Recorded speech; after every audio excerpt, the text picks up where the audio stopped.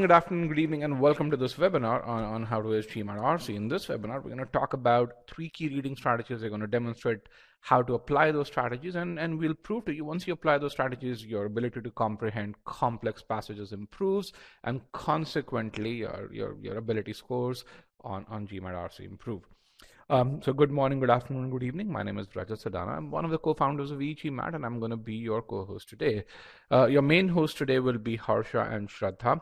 They're senior subject matter experts at e-GMAT, and along with them we have Sandeep, who's a senior GMAT strategy expert at e-GMAT, and three of them will make sure that you get on that journey to scoring that 90th percentile on GMAT RC.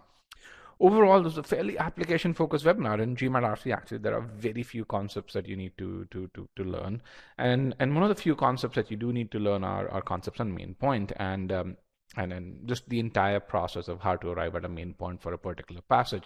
And to make sure that you're prepared for that, we sent 2 video lessons your way. They were on main point 1 and 2. If you've not gone through these video lessons, they're a part of your free trial, but if you've gone through them, you're pretty much prepared for this webinar. Okay, with that, we have some upcoming free webinars as well. We have a free webinar we have a free quant workshop that is tomorrow, about 24 hours from now. Think of this quant workshop as a proctored mock test in which we tell you what your current ability score is. So where out of that score of 60 in quant you currently stand. We then tell you which subsections within quant are limiting your score. And lastly, we then crafted a curate and improvement plan for you so that you go from that Q45 to that Q50. Then next week we have a free webinar on GMAT critical reasoning.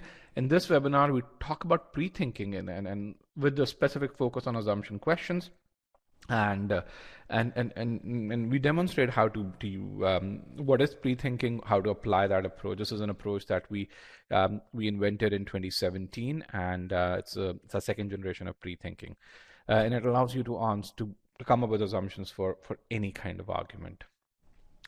And then later on this next week, we have a free webinar by one of our former students, Malvika, who is a Cornell admit, and she's going to talk about how do you showcase qualities that gets you multiple admits. If you're someone who's been thinking about that second MBA, Malvika is doing a second MBA, so she's going to talk about how do you position yourself, and then she's going to just outline the entire interview process and what her learnings have been from that interview process. Again, you can click on this link to get there. Okay, with that, we have about 150 students here, and I want to actually get to know you guys a bit better. And a couple of things that I want to know about you is, when do you plan to take the test? And then the next question is, what is your target GMAT score? Let's see. I don't have that poll question.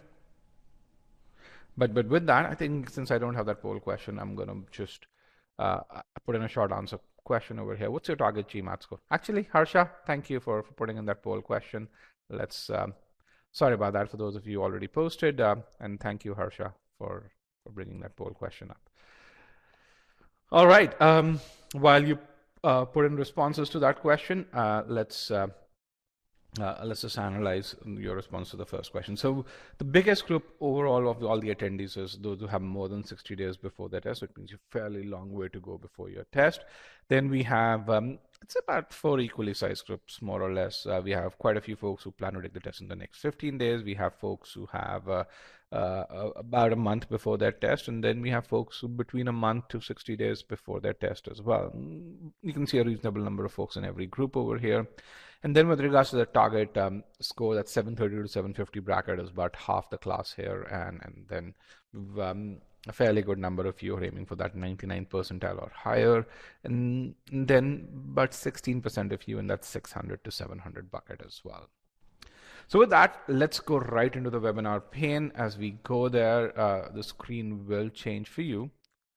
And let me know when you start seeing reading comprehension and with the subtext strategies to reach 90th percentile. Let me see when you start seeing that. You can see good. Let's get a few more responses before I proceed. That's wonderful. That's great. Thank you very much, guys. So with that, let's just talk about this. So there are essentially three parts to this webinar. The first part, I'm going to really talk about some motivational piece as to why should you aim for that score of 730 or higher. A majority of you're aiming for the score, about 70% of the classes in this bracket here. And the second piece, and that's going to be for about 10 minutes or so. And then Harsha and Shraddha would take over. They're going to talk about the key reading strategies, the three key reading strategies that you should master to get to that 90th percentile in GMAT RC. They're going to demonstrate those reading strategies. So that second part of the webinar is going to be the core of this webinar. It's going to be for about 2 hours. And then in the third part of the webinar, it's going to be an open-ended Q&A. If you still have questions about your GMAT preparation, your MBA admissions, or any other aspect of your GMAT or MBA, I'd like to hold an open-ended Q&A towards the end to answer such questions. So why should you aim for that score of 730 or higher? I think there are three reasons why you should do that. One is, if you're aiming for a top school, which I'm assuming most of you who are here, if you're serious about your GMAT, you're probably aiming for a top school in either the US or Europe or India. They now need that score of 730 or higher stats show that. The second is scholarships. More than half of the $350 million worth of scholarship money that USB schools give out, that money goes to students to get to that score of 730 or higher. And the last and probably the most important piece is when you think about the differential between someone who graduates from a top 15, top 20 school versus someone who graduates from a tier 2 school, that delta in total earnings that is there, that's the highest that it has ever been. It's upwards of $500,000 today, and that number is likely to go higher in the near future. Just some data to back those claims. Has statistical evidence as to how median scores have moved from between 2014 and 2018. You can see that for most top schools, those scores are trending towards that 730 mark or so. The other thing that you'd see is that, hey, there is no Harvard or Stanford here. Why? Because even in 2014, those scores were near that 730 mark or so.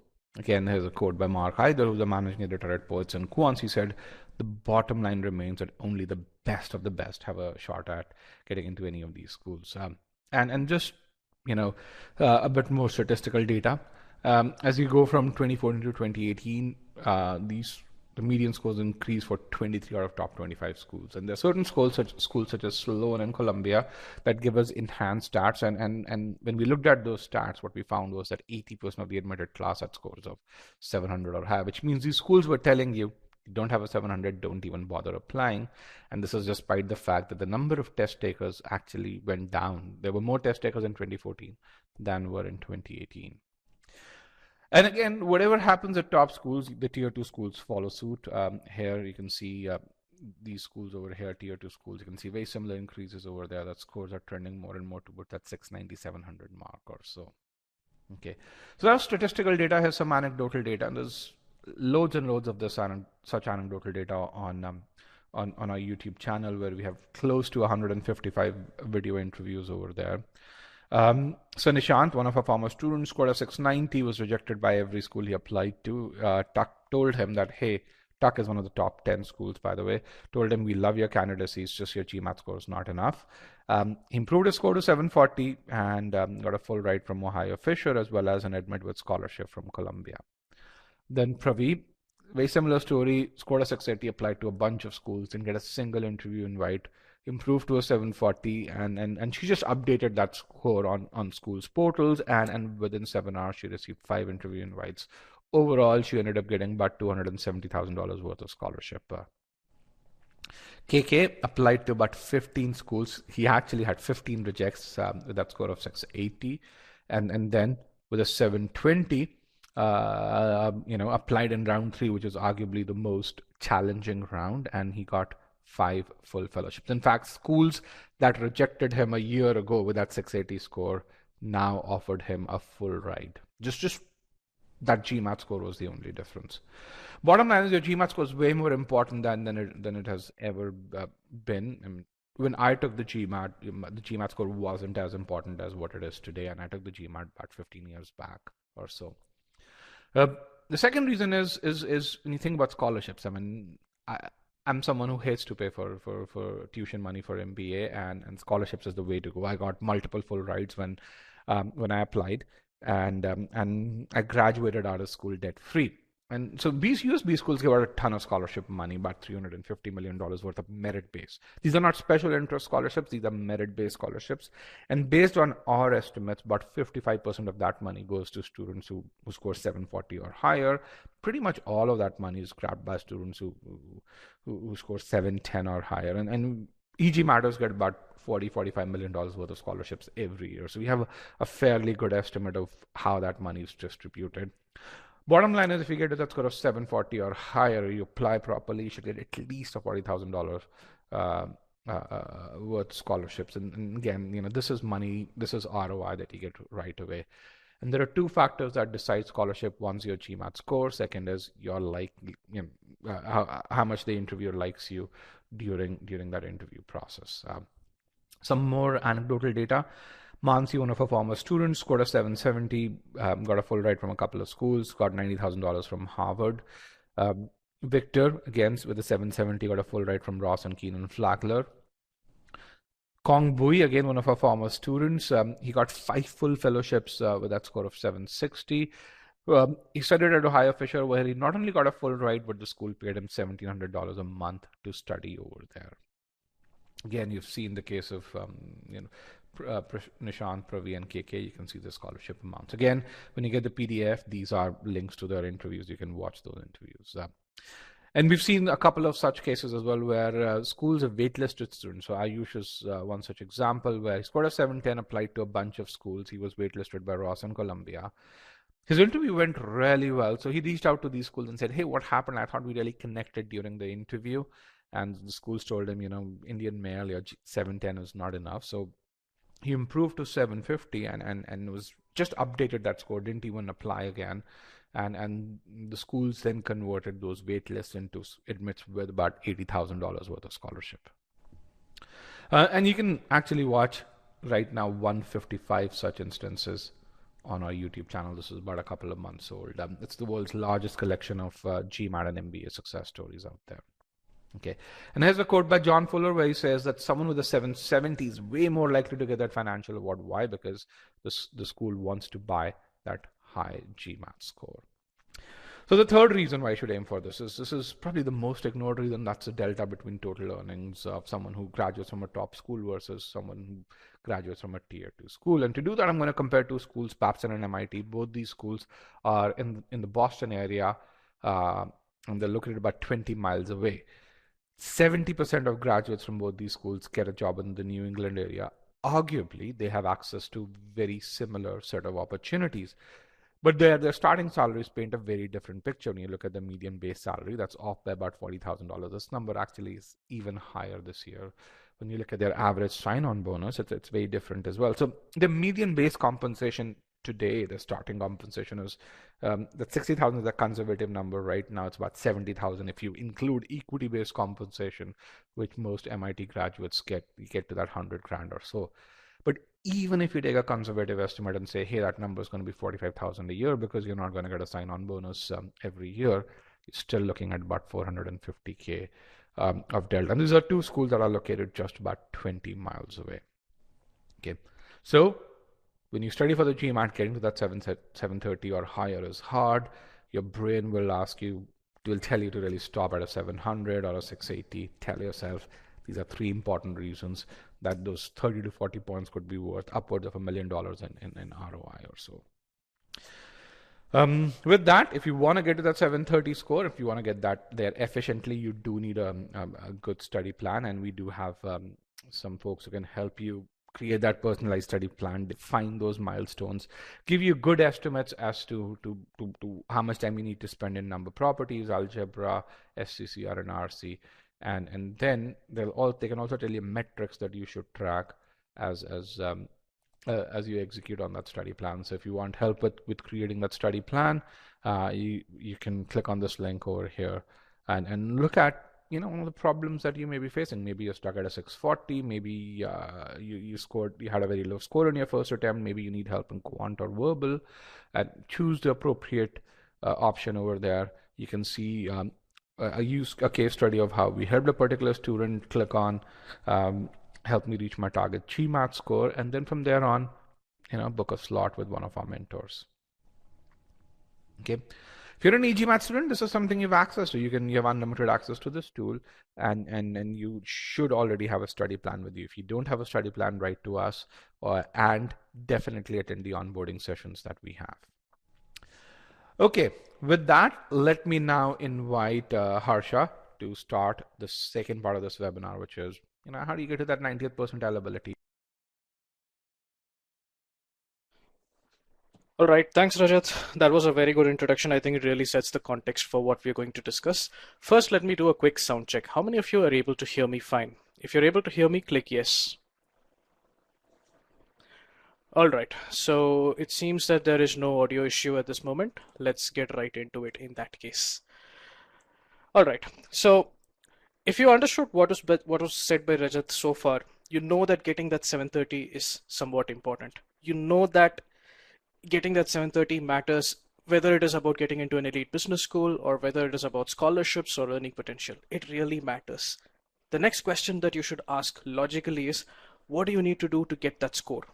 And the answer for that is very simple. As far as RC is concerned, your ability has to be 90th percentile or better. Simple. Without getting a 90th percentile, it's very, very difficult to score a 730 plus on the GMAT. So let's talk about how we can do that in this particular session.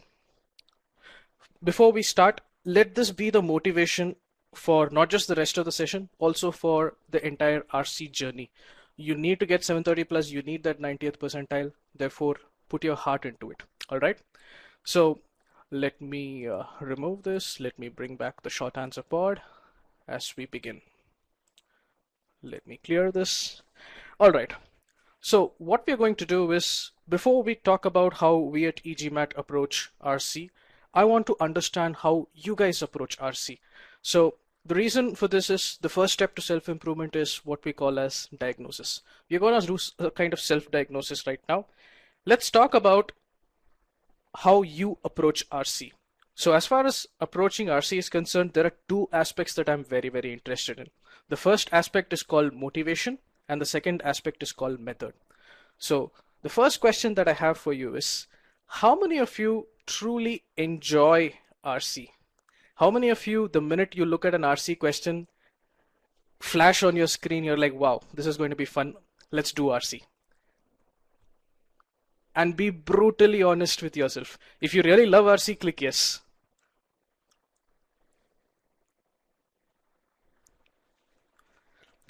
So the results are very illustrative, is it not?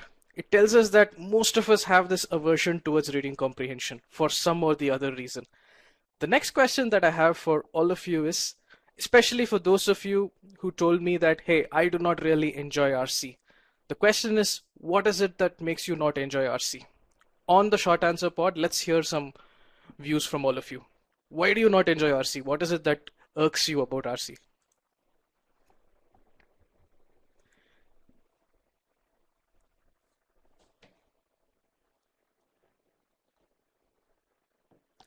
So we can see some very good responses here. It's time consuming. You have to read too much vocabulary. We're going to discuss that in this session. Don't worry about that. Boring and complex.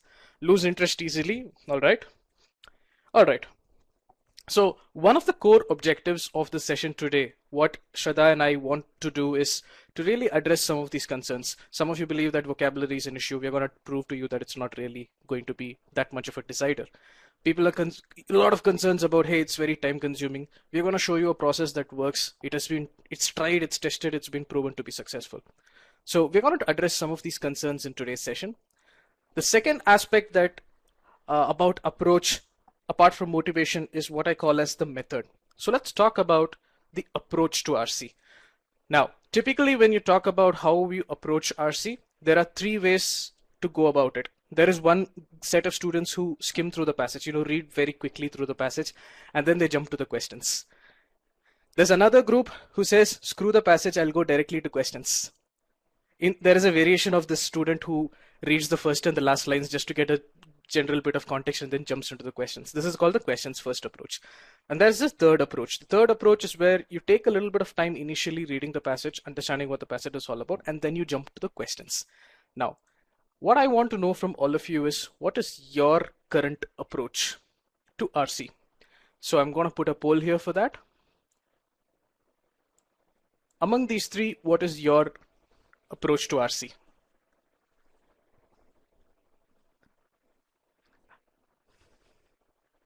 And there's no need to be politically correct. Put whatever your typical approach is.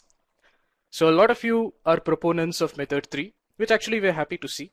We at e-GMAT also are very method 3 obsessed. Some of you, around 22% of you, skim through, another 11% of you, so around 33% of you follow approaches 1 and 2. One of my core objectives today, let me just broadcast these results. So 33% of you roughly follow the first two approaches. Another thing that we want to do today is, for those of you who follow methods 1 and method 1 and method 2, we kind of want to transition you towards method 3, because as far as we are concerned, methods 1 and 2 don't really work, especially when the going gets tough. On the other hand, method 3 can work, and for those of you, 60% of you who actually follow method 3 are trying to do method 3.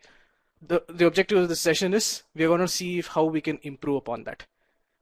3 takes time, not really. We're going to discuss time. Don't worry about that. So for those of you who are following any of these methods, how has it worked out for you?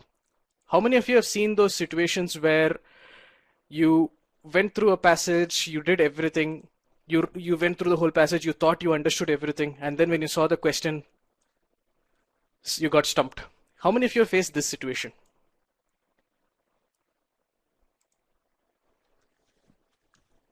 Especially as the questions get tough.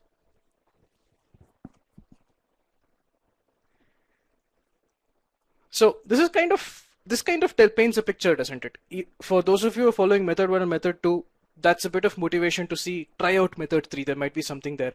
And for those of you, 60% who are following method 3, there might be something that you're missing out on. Maybe this session will help you get better at following method 3.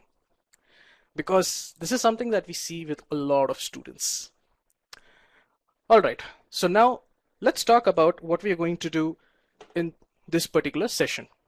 The final aspect of self-diagnosis that I want you to do before we get into the crux of the session is, in your own opinion, what is your level of understanding once you have read a passage? As in, the minute you're done reading a passage, what do you believe is your level of understanding of a passage? How well do you think you have comprehended it? And again, the reason we emphasize this is the first step to improvement is understanding where you stand. The self-diagnosis, and then as we do the passage, we'll also see where you stand. All right, so if I look at the answers, 50 to 75 seems to be the vast majority. Then there's a good chunk of you who have 75 to 90% understanding. This is your own self-analysis. Now the core point is, you need this level of understanding to be in the top bucket, that is 90 to 100%. That is the level at which you achieve 90th percentile comprehension ability. That is the level at which you crack RC, and RC is not a concern on the GMAT. So we're going to see how we're going to do that in this session. So today, as I said, my goal is to put you on the journey towards acing reading comprehension. The first thing we're going to do is learn some of the reading strategies that we kind of profess. I'm going to introduce to you 3 reading strategies today. These are tried and tested, they work. I'm going to show to you how to go about using these reading strategies, how we can use these reading strategies to extract the maximum meaning from any kind of passage. And when I say any kind of passage, I actually mean any kind. It does not matter what the topic is. It does not matter whether the wording is simple or complex. What we are going to tell you today will apply to any kind of passage you see on the GMAT. So we're going to see how to use reading strategies to extract the maximum meaning in terms of comprehension. Not just that, we're going to see how to use this learning to solve the questions. Solving the questions is a final application. Comprehension is well and good, but you have to solve the problem as well, right? So we're going to do that, and we're not going to leave it there. The proof of the pudding is in the eating. So we're going to apply everything you just learned to an actual GMAT RC passage. This is the demonstration. Here you have a couple of short passages through which we are going to learn some concepts, and in this phase we're going to apply this on an actual 700 level GMAT RC passage and see how it works. So who's looking forward to learning something new today?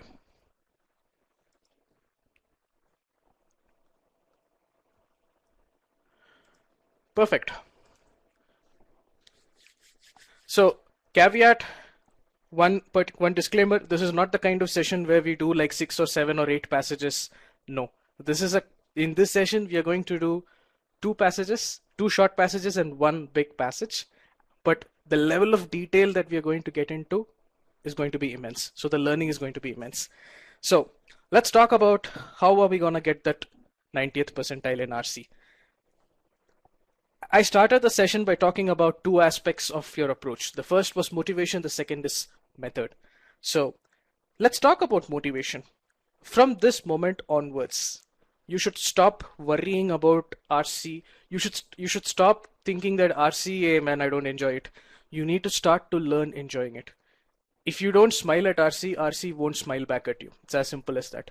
So how do you, that points to an attitudinal fix that needs to happen. You need to start taking an interest in RC. The question is, how do you do that? And the answer for that is, that's why you always need to keep the end goal in mind. You want 730 plus, you want 90th percentile ability. You're not gonna get that by treating RC as a demon. You're not gonna get that by not giving that respect to RC. You have to treat RC like you treat your lover. Only then he or she will smile back at you. You need to take a serious interest in RC. So for that, the motivation factor is the end goal. You need this. This is going to help you out. Now the question is, in terms of attitude, you need to create this atmosphere of what I call as genuine 100% immersion in the passage. Now, what do I mean by that? There are 2 types of reading. There are 2 ways of reading any piece of text. There is a casual reading and there is what you call as active reading. Casual reading is how you typically read your storybook or your newspaper. Active reading, on the other hand, is the kind of reading where as you're reading, you're not just simply reading, you are making connections between one line and the other. You are actively making inferences as you read. We're going to see examples of all this. How to draw inferences as you read, how to connect pieces of information being given. You never do that when you're reading a storybook, right? But that's what you need to do when you're reading an RC passage. And that's what we're going to see. Because it's when you do that that you're truly able to visualize what the author is trying to tell you. So remember that end goal in mind, very, very important. Get immersed in the passage, throw yourself into the passage. I'm going to prove to you that the topic does not matter. Some passages are very technical, science, meteors, we're going to discuss all that, don't worry. Now let's talk about the method. In terms of method, what are the fixes that we're going to apply today? What are those things that I'm going to teach you about? So let's talk about those reading strategies. There are 3 reading strategies that we're going to discuss today. These 3 are some of the most vital reading strategies that exist. The first is at a sentence level. At a sentence level, we'll try to focus on sentence structure. When we see complex, huge, big sentences, we are going to not get scared by them. We are going to break it down into manageable chunks, understand piece by piece, and then assimilate meaning. And we're going to prove this. We're going to see some very long sentences in this session. The reason why focusing on sentences is very important is eventually your passage is just a collection of sentences. A passage, an RC passage is meant to communicate a particular idea. To communicate a particular idea, some sentences are formed, sentences become paragraphs, paragraphs become the passage.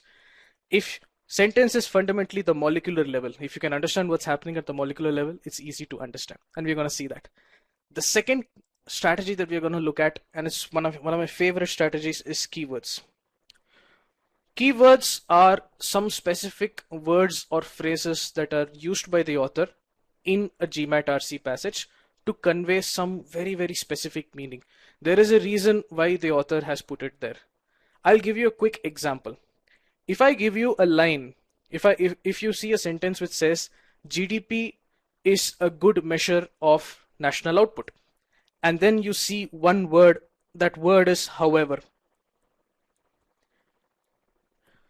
The question you have to ask is, the minute I see in the passage, I read that GDP is a good measure of national output, and then I saw this word however. The minute I see this word however, I pause right there and I ask the question, Hey, why did the author mention however here? Who can tell me the answer to that question? What does however indicate in this particular case?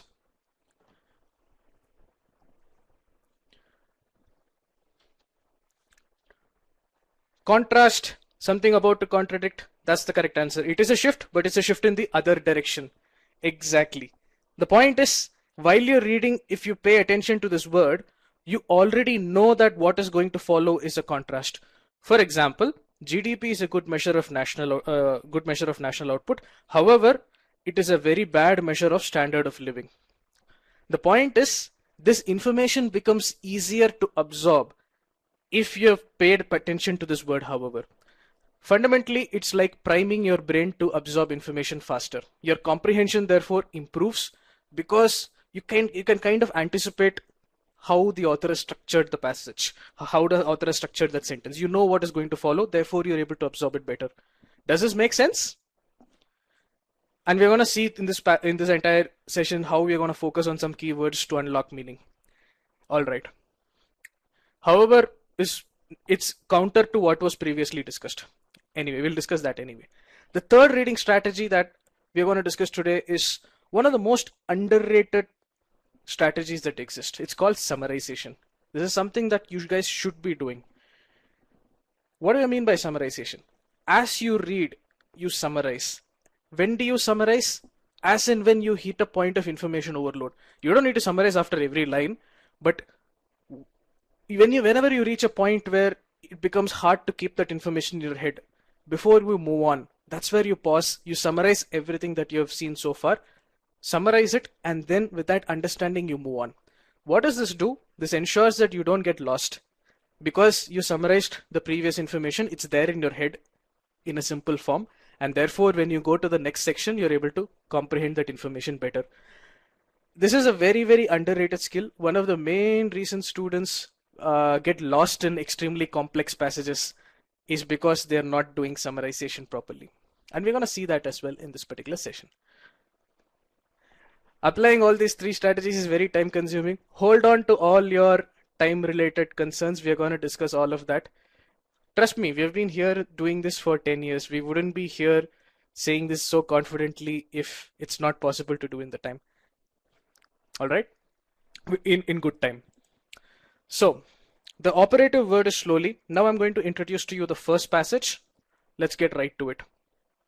Take all the time that's necessary.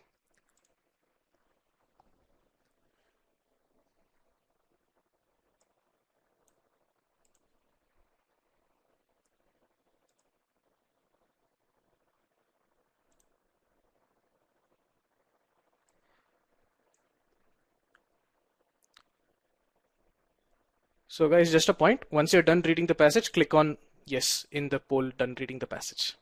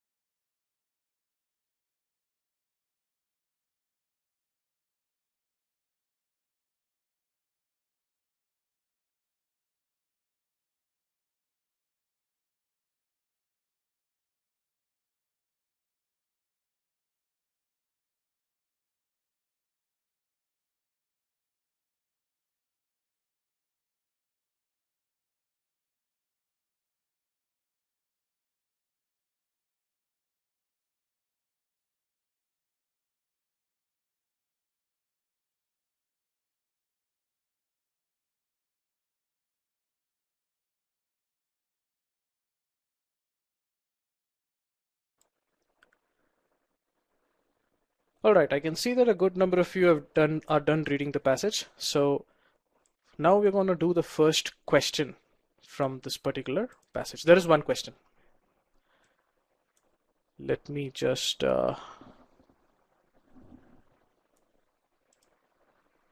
bring in the poll.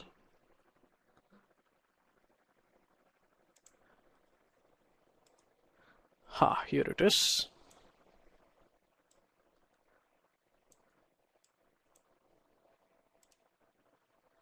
All right, so I'm going to make sure that you guys have access to the passage while I move to the question slide. So the passage is available at the bottom of your screen.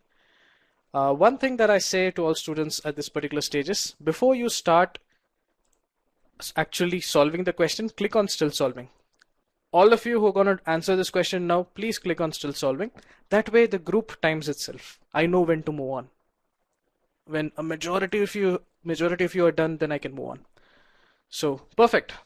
Now I'm going to introduce the question to you. Here you go.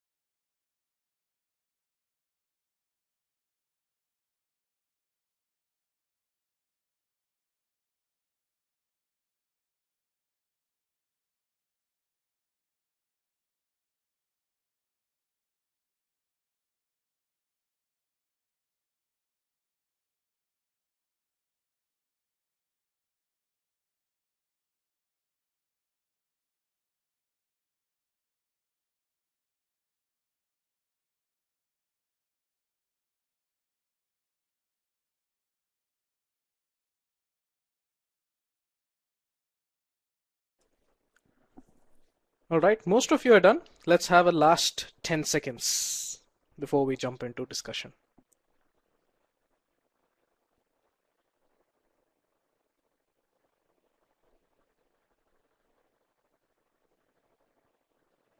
Three, two, one, and let's hold.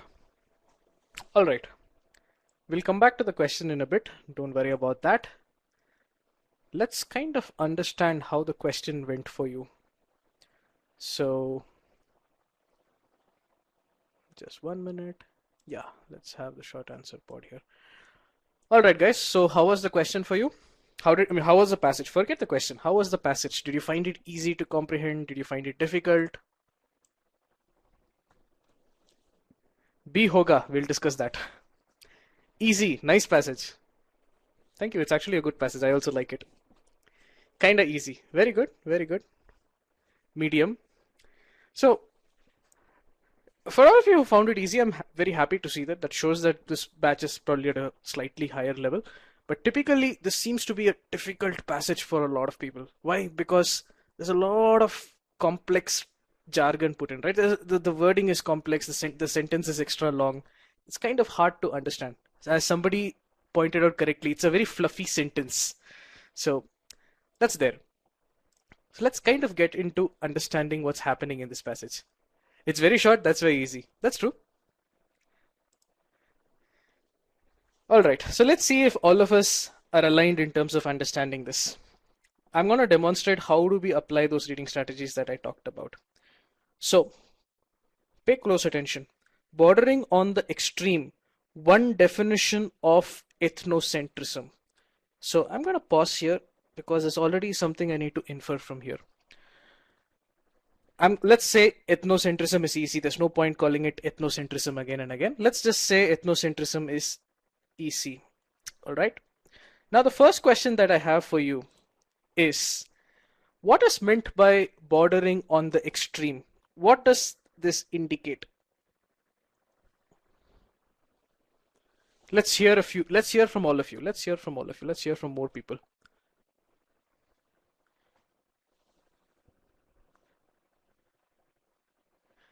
So I'm happy to see in this batch quite a few of you are putting in those correct answers here. Exaggerated, extreme case, not the most accurate. It's all on the right track.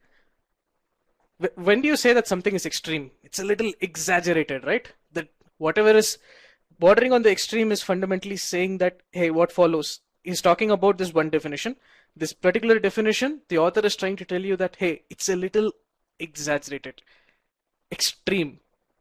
The question is, did you guys pause for a second and understand this piece of information when you read the passage? That's the key point. When you start doing that, that's when you're going to find RC to improve. For those of you who said yes, fantastic. For those of you who said no, this is what I mean by breaking down the sentence chunk by chunk, understanding the meaning. Bordering on the extreme means that, hey, whatever this thing is that's going to be described, at some level it's somewhat exaggerated. It's not your regular average definition. This definition, whatever it is, it's somewhat exaggerated, extreme. That's the first piece of information that you should get.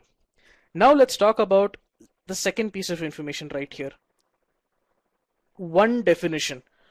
What can you infer from one definition?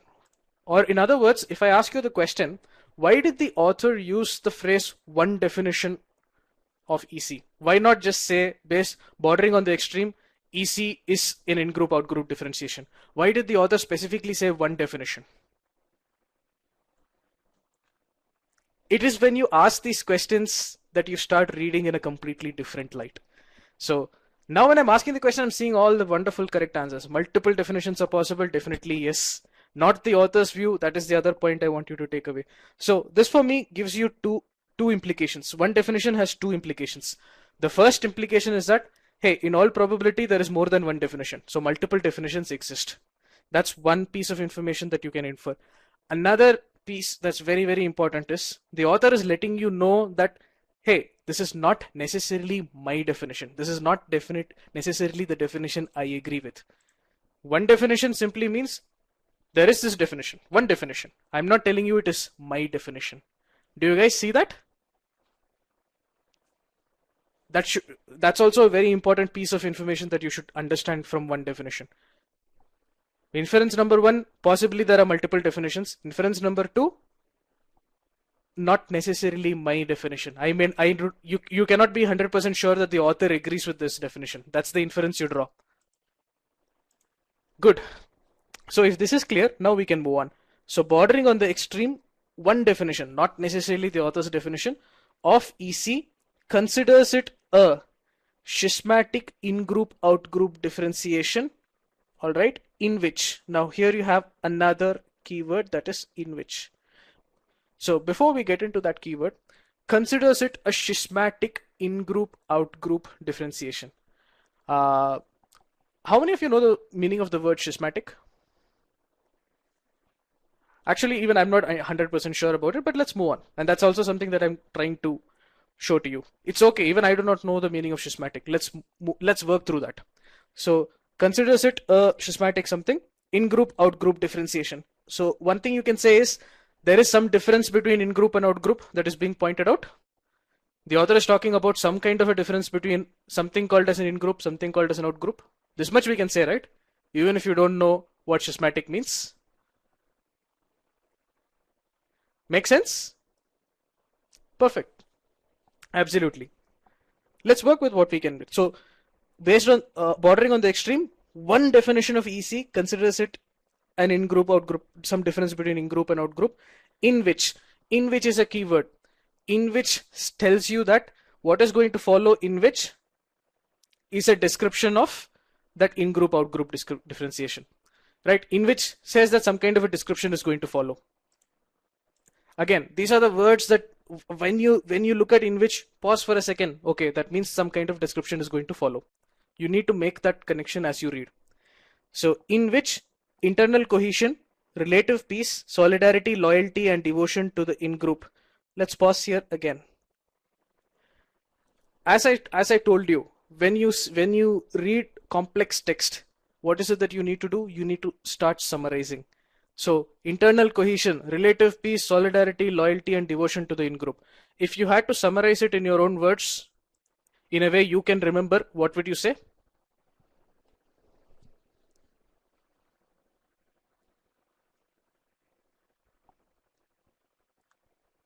Positive towards what?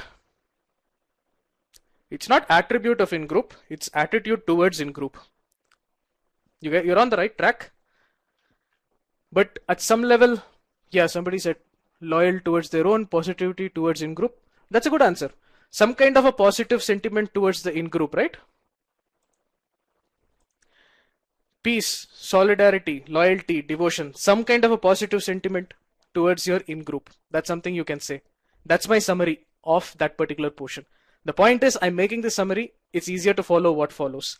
So some kind of like or something towards your in-group are correlated with, yet again, you have this are correlated with. What is meant by correlation? So when A is correlated with B, what does it mean? Absolutely linked to each other, related to each other, connected to each other. You got it. Absolutely correct. All of you are right. So like towards your in-group is linked to a state of hostility towards the out-group. Or in other words, like, love, some positive feeling towards in-group is linked to or is linked with some kind of a hate towards the out-group. Did you guys get this? We just summarized that, right? We just summarized that entire piece.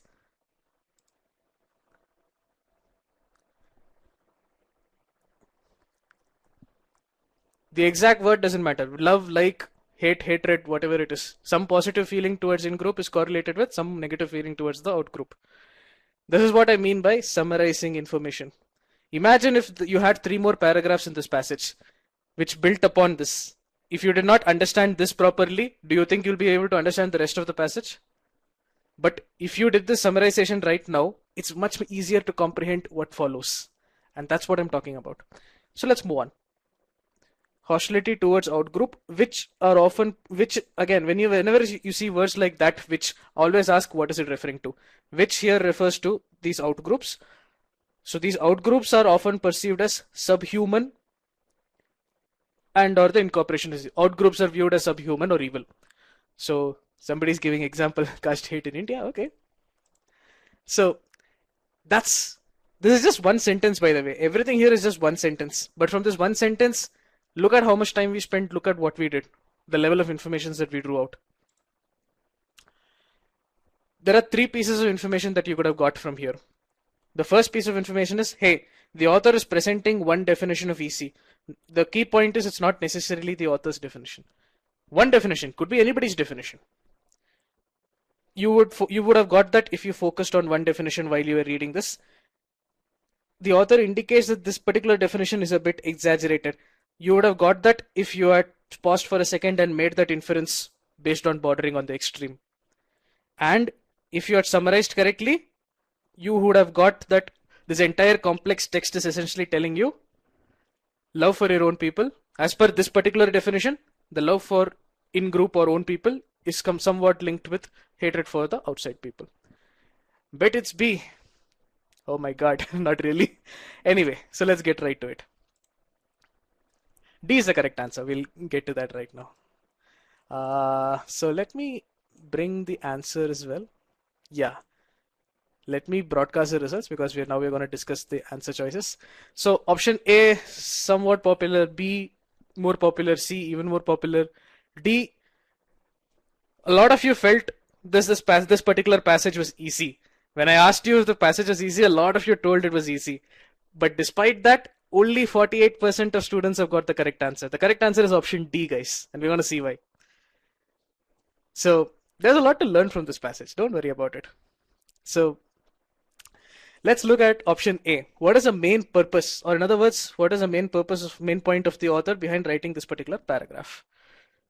Is it to criticize a concept that encourages hostility? The problem is, the author has not presented to you what EC actually is. The author has only presented one particular definition of EC. It may not even, and he himself says it's an exaggerated definition. The author has not really discussed the concept of EC with you. So how can you say he's criticized EC? He's not criticized EC. The maximum you can say is he's criticized that one particular definition of EC. That's not the same as criticizing the concept itself. So that's one reason you should reject option A. Another reason is it says that EC encourages hostility towards the outgroup.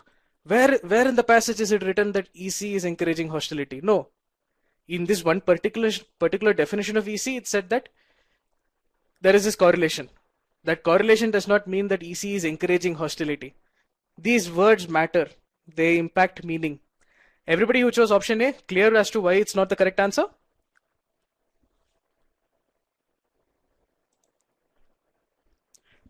Also use the Q&A, guys. If there's a doubt, you can also push it in the Q&A. All right. So let's go to option B. Also slightly popular. The problem with option B, and this I think is a lesson for you in RC, for those of you who are not sure about this. The answer choices are on the screen, man. You're discussing them one by one. So option B says to evaluate the concept of EC while enlisting its various features. The first reason you should reject option B is there any evaluation happening? As far as GMAT is concerned, to evaluate, and typically, what does evaluate mean? To evaluate something is to consider the pros and cons of something. You look at the pros, you look at the cons. That's when you're evaluating something. Yeah, one of you pointed it out. If the pros and cons are not being discussed, there is no evaluation happening. In this passage, the author has not evaluated ethnocentrism. So that's your fundamental reason why option B is wrong. There is no evaluation happening. Also, what you're given is only the definition. The features are not given. In simple words, imagine artificial intelligence. There's a definition of AI and there are features of AI.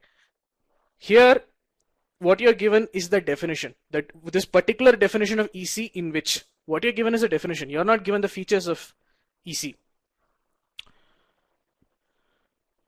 Yeah, it's like a CR question. CR and RC are interrelated. Trust me, I'm also a CR expert. So yeah, there is a lot of interrelation that way, especially when you come to inference questions as such. So now let's go to option C. Option C was the most popular incorrect option choice. Again, the key point is this. Those of you who fell for option C, you fell for this particular portion. Hey, the author is presenting a definition. But now you should know better. Now you should know that the author is not defining EC. The author is presenting a definition of EC. The author did not define the concept of EC. The author presented one definition of EC. It's not the same, right? He does not define it himself. And that's why option C is incorrect. I'll give you another reason. It talks, and for those of you who chose option C because you're not clear about whether it's the author's definition or not, even otherwise, you should not have chosen option C because what is the hierarchy here? All you know is that love for one group is correlated with hate for other group. Where does it say that the in group is higher in hierarchy than the out group or vice versa? That's also not mentioned anywhere, right? Where there is no hierarchy mentioned. This is another reason why you should have rejected this. Which brings us to the correct answer, which is option D. To introduce the concept of EC by presenting a view on it. Notice how carefully it is worded. If this option read by presenting his or her view on it, that would be wrong because the author has not presented his or her view. By presenting a particular view, what has the author done? He's introduced us, the reader, you the reader, to the concept of EC. To give you a simple example, if I invite you to a party at my house and I introduce you to a friend of mine, I'm just introducing you to this particular person. I'm not giving you my opinion of that person. I'm not telling you that, hey, this fellow is a very nice guy, this guy is a very bad guy. I'm not telling you. I'm just introducing you to this person without putting my own opinion there. So do you guys see why option D is the correct answer? Fundamentally, that's what the author has done in this passage, right? He introduced us to EC and presented a view by presenting a view on it. We can totally have an e-GMAT party once we do it. Definitely, man. Invite us also. Don't forget us. All right. So, good. Everybody is clear on this particular question before we move on? It's not the author's view. There is no author's view here. Perfect. So, before we move to the next question, very, very important to kind of crystallize our learnings from this particular question. That's how you learn. What do you not need to ace GMAT RC? You really do not need to be an English Pandit. All of us who do not know what schismatic means, we still do not know what schismatic means. And this is just one example. In all your RC passages, typically there'll be at least one or two words that are actually unfamiliar. It did not stop us in any way from extracting the core meaning. It does not matter because GMAT is not a test of vocabulary. It is a test of your logical ability and your ability to comprehend information. That's one important point. You do not need to be afraid about complex sentences. This entire passage that we just saw is just one long sentence. The key is to break it down, assimilate, read in chunks, understand the meaning, and assimilate. All right? The issue is that if this particular passage continued in this fashion, ended up being a long passage, then it would have been very frustrating. That's a good point. And the short answer to that is it seems that way right now because we are doing this. I'm explaining this. We are doing this at length. When you're doing this, once you have learned these skills and when you're doing it for yourself, solving this particular passage will take you, reading this would take you 1 minute, 1.5 minutes, and answering that question would take you 1 minute. Reading this particular passage would take you, this particular paragraph would take you maximum 1 minute. It's only about building the skill. Right now I'm explaining it. It seems long, it's detailed. The other aspect I want to impress upon you is that, hey, you really do not need subject specific knowledge. How many of us really know, have background as to what ethnocentrism is? Most of us, I'm guessing that most of you do not know this term beforehand. How many of you actually know this term? Right, it's new information, right? It's a completely different topic. Most of us have never heard of it. Did it matter? Absolutely no. And that's the confidence I want you to build. It does not matter what the topic is, whether it is quantum physics or whether it is sociological constructivism or whatever it is. It does not matter. All right? You will be able to comprehend if you follow the right process and you keep a very active and agile mind when you're reading. That's about it. So what you actually need to do, 100% immersion in the passage. And this is what I meant when I said we really got into the depth of the passage. We got into the nuts and bolts of it. You remember how we were making inferences based on those 4 words? That's the difference between active reading and passive reading. That's the difference between being 100% immersed and reading it casually. That's what you need. All right? It becomes difficult. Yeah, of course. Please take any passage related to financial terms, definitely in future. All right. So now are you guys ready for the next passage? Again, it's a short passage. The key is to apply your learnings from this one into the next one.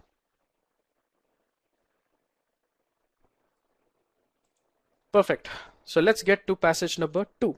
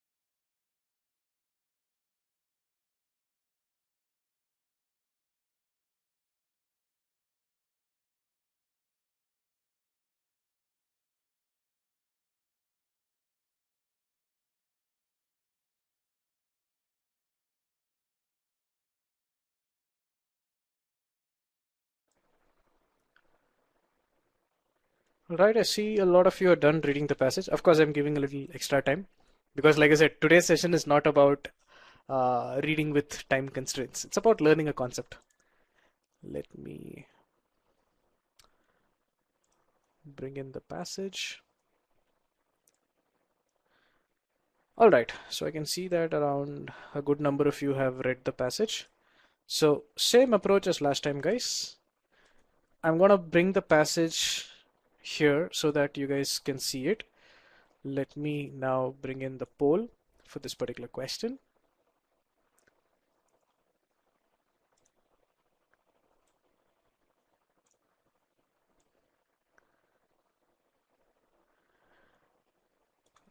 Oh, my apologies, it's the wrong poll. One sec. Yeah, this should be the one. Yes, guys, as always, click on still solving.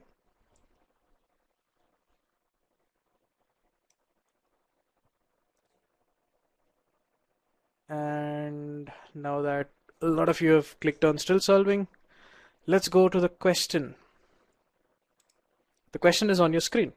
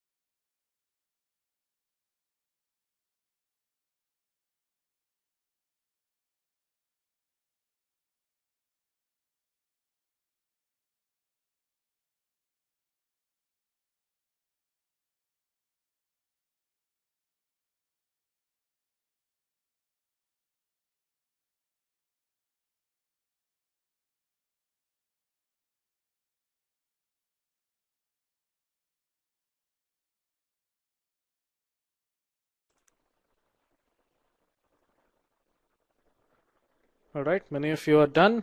Let's have a last 10 seconds before we discuss this.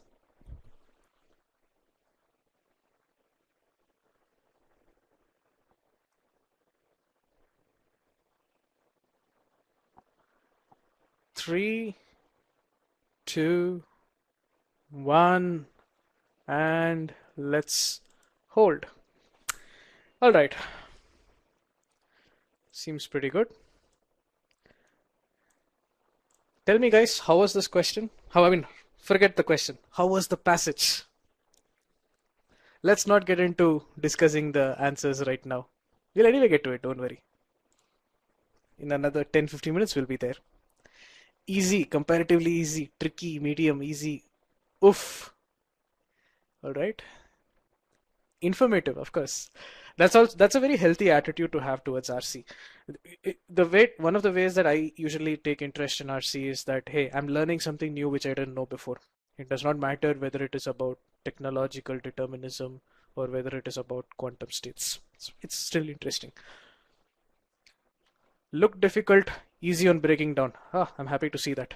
Now I have a question for you. How many of you were able to apply what we tried to learn in the last question? How many of you, really gave a shot to what we tried to do? And it's okay to be frank. If you're not able to do it, that's fine. It comes with a bit of practice for those of you who were not able to do it. Good. So for those of you who tried applying everything we learnt Was it easy? Did you find it easier this time around? Did you see a difference? I had to go back and forth between passing questions. That happens sometimes when, yeah, the level of understanding is still not at that 90th above. So it can happen sometimes, but as you practice this, it will get better. Took time though, but can make it. Yes, a lot. This made the comprehension easy. Got it. Ignored the words for which exact meaning. Oh, that's very good. Ignored the words for which exact meaning was not known. That made the comprehension easy. That's good. Perfect. So let's talk about passage number 2. Options were difficult. Once you're done discussing discussing this, we'll see whether it was really difficult. So before we get into discussing this particular passage, quick question for you. If I'm the author, I'm telling you this. The question is, which of the following statements can you infer? These are the 2 statements, and let me bring that as a poll question for you. I'll keep it here.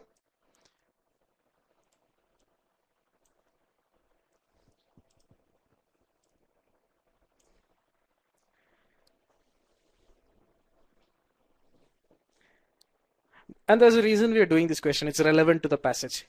So it's a temporary detour to come back to the passage.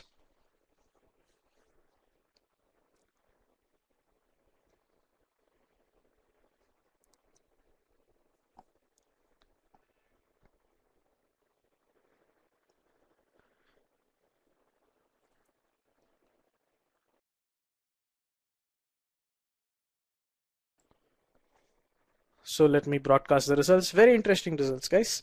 So 71% of this batch, 71% of people who have taken this question have say that only the statement 1 can be inferred. In total, around 27% of you say that either the second statement can be inferred or both the statements can be inferred. And this is kind of very illustrative because if you do not understand the crux of what is happening here, there's a very good chance that you fell for an incorrect option choice in that particular passage. So the correct answer here is only statement 1 can be inferred from this particular passage. Statement 2 cannot be inferred. And let me tell you why.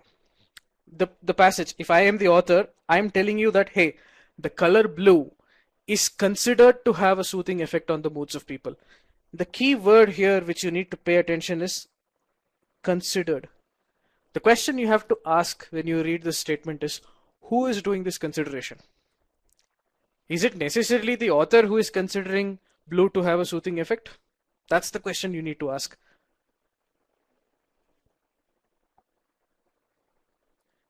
Is this coming through?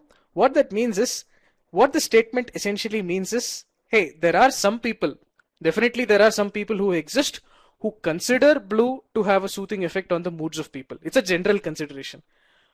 We have no idea whether the author also agrees with this consideration. Do you guys get this now?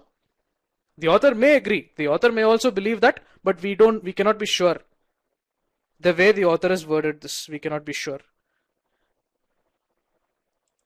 Is this concept clear? This not understanding this is the reason why a lot of you fell for the incorrect option choice here. If it was the author's opinion, then considered not be used. I'll tell you, if it was the author's opinion, the author would have written it this way. The color blue has a soothing effect on the moods of people. If it is my opinion, I don't have to say, hey, it is considered to be blue. No, I'm telling you, it has a soothing effect. I'm telling this to you myself. If I was the author, I wanted to tell you that the color blue has a soothing effect, I would write it like this. Why would I write have considered to be? Do you guys see the difference? The minute you have considered, you cannot be sure if blue has a soothing effect on the moods of people. Maybe, maybe not. Maybe. I'm not saying it's not possible. But you cannot be sure. The problem with the passive voice there is that passive voice you cannot be sure who's doing that consideration. Here you're 100% sure it is the author who's telling you. In the case of this particular line, you cannot be sure who's doing this consideration. And it's very important to keep in mind. All you can infer from here is that, hey, some people exist who consider blue to have a soothing effect. That's it. If this is clear, then when you come to the passage, things become a lot clearer because you have a very similar word in the passage. What is that word? Similar to considered. There is one word, right, which is very similar, has the same purpose. Absolutely. No, you guys are getting it. I hope the people who went wrong, who struggled in this passage also get this, because then you'll see why that particular option B is not the correct answer. So let's talk about this particular passage. And again, pay very, very close attention. Ethnocentrism, let's say EC, and its canonical variance. Canonical, a lot of us may not know. It means something like identical. The synonym for that is identical. But even if you don't know that, it's okay. Let's move on. So EC and its variance are deemed to be very, very important. The minute I see this, when I'm reading the passage, I pause here for a second. Deemed to be intimately connected does not necessarily mean that the author agrees that they're intimately connected. That's the inference I draw right there. So EC and its canonical variance, as per some people, intimately connected with xenophobia. Let's call this XP. All right. And then you have a comma, and after that you have this entire complex attitude system cum sentiment structure involving aversion, dislike, and antagonism vis-a-vis the alien, and everything that the stranger or alien represents. What did I tell you? What did I tell that you should do when you see so much of complex text? What should you do? Things that are hard to keep in mind. What should you do now?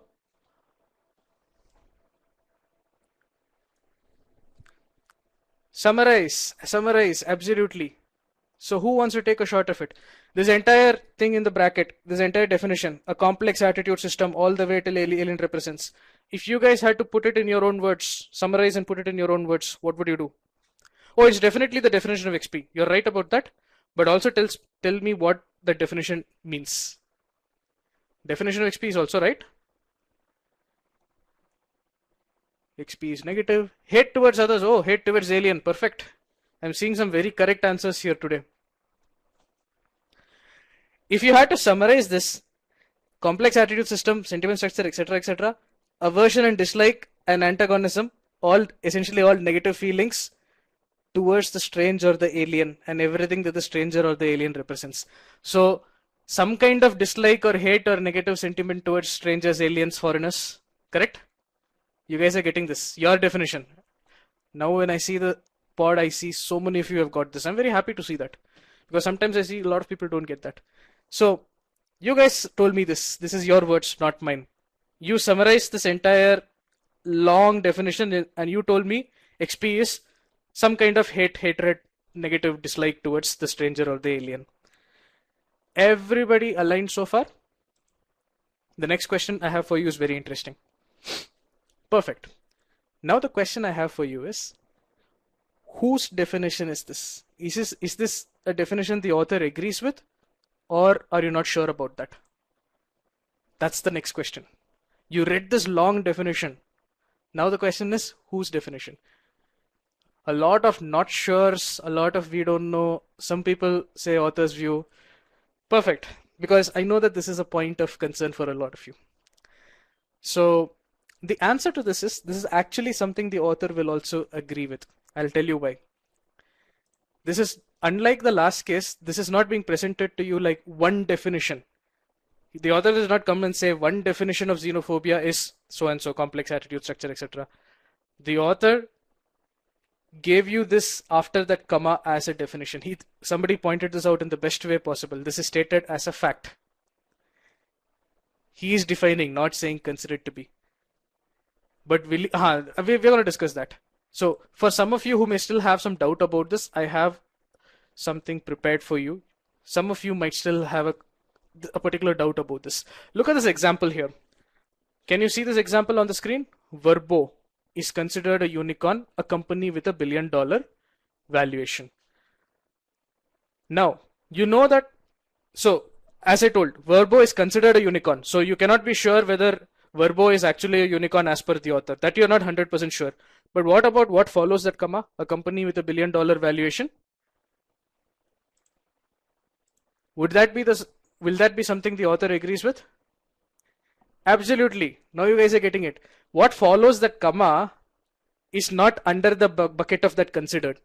The author has not said Verbo is considered a unicorn and a unicorn is considered to be a company with $1 billion valuation. No. The author has defined for you what a unicorn is. He's presented that as a statement of fact, as quite a few of you are telling here. He's presented that as a fact. Now the question is, will the author, somebody asked the question, yes, it's a fact, but will the author agree with the fact? Yes. As far as GMAT RC is concerned, the author is assumed to be a logical person. If the author has presented you with a fact, the de facto understanding is the author agrees with that fact. So, I think this should open some eyes right now for a lot of you who are confused about all this. So, EC, there are some people who believe that EC and XP are intimately connected. Then there is this comma. After the comma, the author is fundamentally defining, the author is providing the definition of xenophobia to us. It's a fact that he's providing. The author is a logical person, therefore the author agrees with this definition. Unlike the other case where he said one definition, there you cannot be sure. Here the author presented it to you without any such conditions. He's given it to you as a fact. Is this clear to everybody? This is very important. This is very, very important. If you got this, you got the right answer. It's as simple as that. Perfect. So, to recap, EC and its variants, as per some people, they're intimately connected. EC and its variants are intimately connected with XP as per some people. We don't know whether the author agrees with it.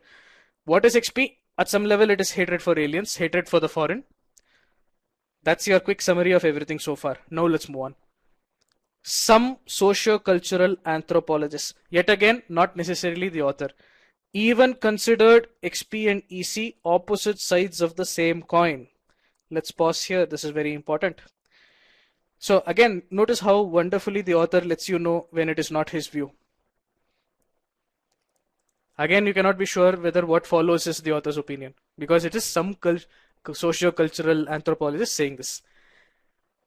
Even considered XP and EC opposite sides of the same coin. The word even is a beautiful keyword. What is the meaning of even here? Why did the author mention even here? There must be some reason why. There must be some reason for why even is here, right? What does even do? Extreme, emphasize, going to that extent. Oh, I love the answers today. You guys are on the right track. Not opposite. So most of you have got it. Going to that extent, going to that extreme, emphasizing. You guys are right. Emphasize, and then you have to ask the question, what does this connect to? I told you what we are doing is active reading. In the first line, the author told you EC and XP are considered to be intimately connected.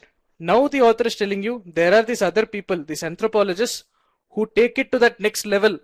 They say that they are not just connected, they are so connected that they are actually opposite sides of the same coin. It is what you call as an emphasis keyword. They are not just connected, they are so connected that they are practically opposite sides of the same coin. A lot of you would have been confused by opposite sides of the same coin. What is meant? What do you know about opposite sides of the same coin? In a coin, if you have a heads, you also have a tails, right? What does this mean? One person has told the correct answer. One is present, the other is also present. Or in other words, they are coexisting. One cannot exist without the other. If you have this, the other one will also be there because it's the same coin. Same coin eventually. You guys are getting this. Or in other words, connecting the second line to that first line, some people believe EC is intimately connected with XP. Now these anthropologists are coming in and saying, hey, they are not just intimately connected, they are so connected that they're practically coexistent. They're practically, one cannot exist without the other. They're that much connected. Author is not referring to himself anywhere in this passage. I don't know where you got that. So the fundamental thing is, it goes to that other level of saying that they are not just connected, it goes to the extreme that they practically coexist. Do you guys see this now? The impact that one word even has. The point is, the minute you see this even and you read through this, you should connect it with line 1. That's when you get the full essence of it. It is emphasizing what was mentioned in the previous line. I will give you an example for those of you who are slightly on the edge about what is being said here. All right? Yeah, this is a good example. Any of you who have doubts about what even is doing here, this example should clarify it for you. The first sentence says Shaq is Shaquille O'Neal. Shaq was the most dominant basketball player of his time. Some analysts even consider him to be the most dominant player of all time. You see how even is building upon the previous line. So some people believe he was the most dominant player of his time. Then there are people who are saying that he is not just the most dominant player of his time, he is the most, it goes to the next level. He is the most dominant player of all time. You see what even is doing here? It's emphasizing what was said previously. So the author agrees with the definition of XP, but may or may not agree with. Yeah, absolutely, you're right. The author gave you the definition of XP, but nowhere did he say that he agrees with XP being connected to EC in any way. He's not told you whether he agrees with that or not. So do you guys see what even is doing here in that first example?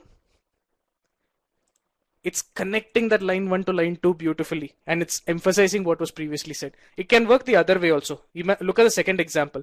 GDP is increasingly a poor measure of prosperity. It is not even a reliable gauge of production. It's a decreasing emphasis. It's emphasizing the first statement. It's taking it to the next level. So I think this is clear. But again, what I want you to pay attention is how beautifully these words exist that can help you unlock that meaning. All right. Deemed to be told you something. It's a keyword that told you that it's not necessarily the author's view. You summarize this long definition. Even told you helped you connect line 2 to line 1, what I call as active reading. So some sociocultural anthropologists even considered XP and EC opposite sides of the same coin. But again, but is a contrast keyword, similar to however, right? Some kind of a contrast. So some people say EC and XP are practically opposite sides of the same coin. They are pretty much coexisting. However, a few other voices, yet again not the author by the way, a few voices, we don't know who these voices are. A few voices have cautioned that this need not be the case. That's it. This is the entire passage. Now I want you to know how many of you got all these levels of meaning. So there are 4 pieces of information that we extracted in our analysis of this passage, right? The author presented a definition as a fact, which means the author agrees with it. He defined this term called XP, which is hatred for alien. Then the author told there are some people who believe they are intimately connected, that is this people, deemed to be. Then the author told, then there's other people, sociocultural anthropologists, who believe that they are practically coexist, not just connected, they coexist. And then there is other people who say that may not be the case. Very, very, very important. Now the question I have for you is, how many of you got all of this? So let me just clear the previous answers. Now you guys can pull. Which parts were you not able to understand? Because this gives you the granularity of what you missed out on. Let me broadcast the results as well. However and but are both contrast keywords to answer your question.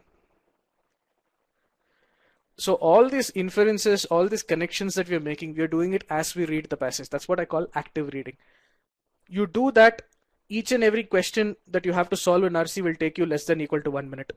That's how you save time. We'll anyway discuss time in a little bit. But right now we are just in the concept phase. I'm telling you the concept. So some of you did not understand that this definition was the author's definition. So for those of you who struggled with the first point, that means you need to work on your ability to summarize. You need to be able to summarize that and understand what is being said. The 7 of you who did not understand 2, that means that you're not making that inference. You didn't pay attention to the deemed to be. EC and XP coexist. You do not pay attention to even. And 44% of you have understood everything. Yes. Start making connections, start drawing inferences, your RC will shoot through the roof. personal experience. So before we get into the question here, we also need to talk about what constitutes a correct inference as far as RC is concerned, because a lot of students have confusion on this aspect as well. So let's discuss that. So remember, as far as GMAT RC is concerned, as far as GMAT RC is concerned, the correct inference is always from the point of view of the author. Usually these inference questions that you would see on RC would be according to the passage, what can be inferred, according to the author, what can be inferred. The passage is written by the author. If you see according to the passage, what can be inferred, you're talking about what the author believes in. It has to be something that the author has given his opinion on. For example, in this passage, that the author agrees with the definition of XP because he gave that as a fact. He never disputed that. On the other hand, you cannot be 100% sure whether the author believes EC is connected to XP. That you cannot be sure about because it was just a considered or deemed opinion. So do you guys see what's happening here as far as this aspect is concerned? The point of view of the author matters. Unless the question asks you what is the scientist's inference or what is the scholar's inference, that's a different story. Your typical general GMAT inference question in RC is always from the point of view of the author, according to the passage, according to the author. It's something in which the author will definitely believe in, which the author will 100% believe in. If you're not sure about that, you cannot infer that. The other point, it's something we already discussed. The author is presenting a fact. He's a sensible person. The working assumption in GMAT is that the author is a logical person. Therefore, if he's given you something as a fact, that means he believes in it.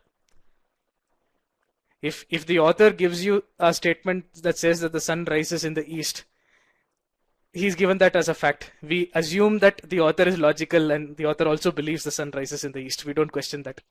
All right. Another similar question that a lot of you have, and I think one of you are posting the same question. I was told inference is something that is not mentioned, can be read between the lines. How correct is this? Very good question. That was exactly what I was going to address right now. As far as the GMAT is concerned, and this applies both for CR as well as RC, as far as inference is concerned, an inference is simply what is 100% definitely true given the information. If your given information is true, what is definitely 100% true? That is the definition of inference. This can include the given information also. It does not have to be a new logical deduction point. It does not have to be a new point that is logically deduced. It can be a simple restatement of given information. This is a question that, I'm glad you asked that. I was coming to that. It's a question that a lot of you ask. I hope this is very, very, very clear. I'll give you an example of that as well. So if you're given the statement, can you see the screen? Yeah, passage is always considered to be 100% true, of course. So what can you infer based on the passage? If you're given that Ron is the fastest runner in his class, John is slower than Ron is an inference. John is not faster than Ron is an inference. These are all valid inferences. But even that last sentence, nobody in Ron's class runs faster than him. That's simply a restatement of the first line, right? If Ron is the fastest runner in the class, a simple restatement of that would be nobody in Ron's class runs faster than him. That is also a valid inference. Do you guys get that? You'll see more of this in RC than in CR. In CR, most of the times the inference is a new logical point. Very rarely you see a restatement. But yeah, you're right. The assumption in writing this was that John is a part of the same class. You're right. You're perfectly right, whoever pointed that out. But my main concern was that last line. That last line is a simple restatement, right? And that is also a valid inference as far as GMAT is concerned. Both in CR and RC, you'll see a little more of this in RC, typically. If that is clear, now let's go to the answer choices. All right.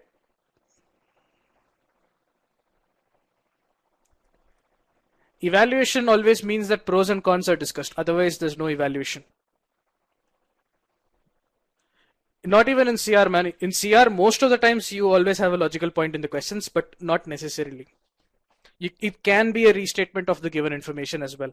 Again, as far as GMAT is concerned, the definition of inference is what is definitely true given the information. That can be a given information also, not necessarily a new logical point. Keep that in mind, it's very important. Especially in RC, you'll see that a lot in RC. Very rarely you see that in CR. Alright, so let's look at the option choices. Let me broadcast the results. If I look at the results for this, option A was chosen by around 18% of you. Option B was the most popular option choice, but now you guys will know why option B is wrong. Let's see. Option A says XP and EC are different facets of the same concept. This is not told by the author. This is told by some experts, the cultural anthropologists and all those guys. Right? This is a view of some experts. The author never told you that EC and XP are related or the same concept. Only these guys are saying this, that hey, they're practically opposite sides of the same coin. Pretty much the same concept. The author never said this. Is this clear? Why option A is not the right answer? Perfect. Like, the question is what can you infer? What the inference from the author? Perfect. I see a lot of yeses. Let's move on. Let's look at option B. Option B was the most popular option choice, guys. Option B says the canonical variants of EC are closely connected with XP. If you had paid attention to deemed to be and realized that it's not necessarily the author, rejecting option B would have taken you 5 seconds. The minute you read it, you will know it's wrong. Do you see what kind of a difference can be made if you pay attention to all these things when you're reading the passage? Even if you took an extra second when you're reading the passage right there, you took an extra second on deemed to be, no problem. The minute I read option B, I can immediately reject it. Do you guys see that? That's the only reason it's wrong. We don't know whether the author agrees with it. That's it. It's as simple as that. Perfect. Good to see those yeses. Option C was not popular. Again, the problem is we don't know whether these are connected. The author's view, we don't know. Option D, you should definitely have not chosen. It talks about causality. It says that XP is the cause of EC. Nowhere in this passage is causality anywhere discussed. Nowhere does it say that A caused B or B caused A, right? So there is no cause-effect relationship anywhere in this passage. You should not have chosen option D. Which brings us to the only correct option. And the reason it's a correct inference from this passage is because, as I said, the author presented this definition as a fact. The author is a logical person. Therefore, he will agree with the fact that he has himself stated. This is something he would agree with. As simple as that. Do you guys have any questions on this? Is this clear? Entails is a fairly common word. Typically, you should be able to get that. XP entails dislike towards a strange. Even if you're not 100% sure, you can kind of infer that, hey, XP talks about dislike towards a strange. You could still get that much from it. It would still be the only viable option here.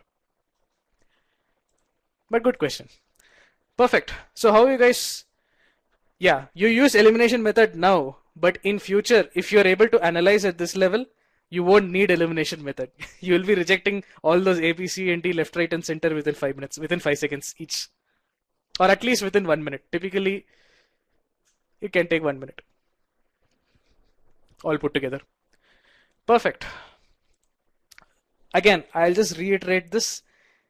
100% immersion in the process. Again, we don't care about the concept. Somebody asked whether it's from the same passage. I think it is. I think we made this question 2 from the same question 1. It does not matter. The next passage you're going to see is about clinical trials. It's kind of pharma related. And it will not make a difference. The content, the subject matter does not matter. What matters is you immerse yourself. You saw again how we broke down sentences. We made those connections. You saw that word even, how we connected the line 1 and line 2 using that word even. Very, very important. Focus on keywords. If you had focused on deemed to be, you would have got the correct answer for this question. At least you would not have chosen option B. That much I can be very sure about. Summarize. Summarization is key. It's a very underrated skill. You do this, again, very, very strong show in RC if you're able to do this. All right. Put it on the Q&A if there's something more about even. I'll help you out with that. With that, let me quickly talk about study plan. So some of you are definitely planning to take the GMAT pretty soon. I saw the initial poll. Some of you are planning to take after 60 days, but for some of you who have it on your immediate horizon. Um, at e-GMAT, we actually help you with creating your own study plan. So we have our first level strategy experts who get in touch with you, discuss your strengths and weaknesses. So it's typically better to have a plan for any kind of competitive exam of any sort for that matter. And when you have a plan, you don't need to have a plan that is ripped off from the internet. You need a plan that is tailored to your abilities. So what we kind of do is we understand your starting ability in each of these sections. So whether it's SC or whether it is CR or whether it is each and every concept in quant, we make you take a test. We get an initial understanding of where you stand. We then understand what is your deadline. By when are you planning to take the test? How many hours can you spare on a weekday, on a weekend? We take in all those parameters and we create a very personalized plan that works for you, depending on where you're strong, where you need support.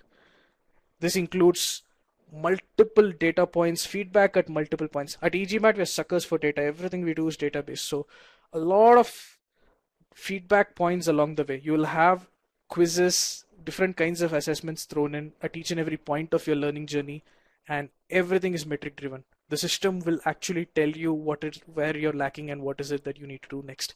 And you also have access to our support team.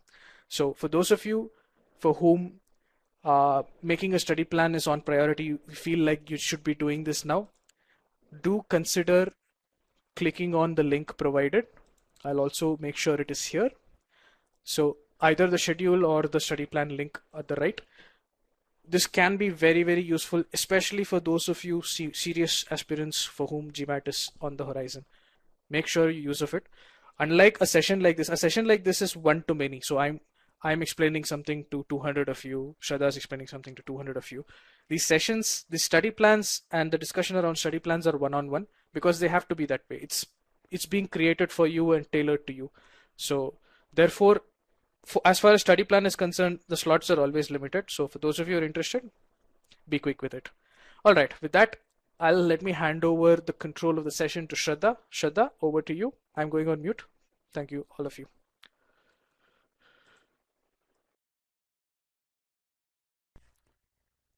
Hello, everyone. Let me get the poll to make sure that I'm audible to all of you. And I'm quickly bringing in the yes or no poll in here. So please click yes if you can all hear me okay. All right, so most of you are saying that you guys can hear me well. Okay, so with that, thank you, Harsha, for that beautiful presentation. It really helped. I'm sure it really helped all of you consolidate those very basic strategies, but very powerful and important strategies that we need to adopt while solving RC questions. And definitely, we couldn't emphasize more on reading the passage slowly. The first time when you read the passage, you read it slow to extract the intended meaning, so that every single time you solve a question related to that passage, you don't have to go back to the passage and hunt for the information there. That saves time. So a lot of you have concern about you are taking so long, 2 passages. We took almost 2 hours to just discuss 2 short passages. How am I going to do it in the exam? The answer to that is, this is your prep phase. You are just in the preparation mode. You have all the time in the world to invest in learning a new skill.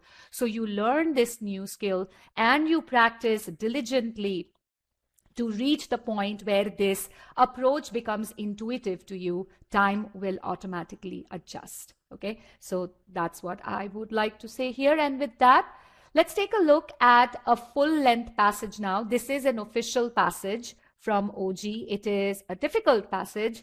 I would give you about 4 minutes to read the passage, and then I'll start showing you the questions. So we read the passage first, then there are 5 questions related to that. We do all that question, and then we begin the analysis of that, all right? So here is the passage. Take your time, and once you're done reading the passage, you'll come back and give me your answer in the poll that I'll post on the screen. So go ahead.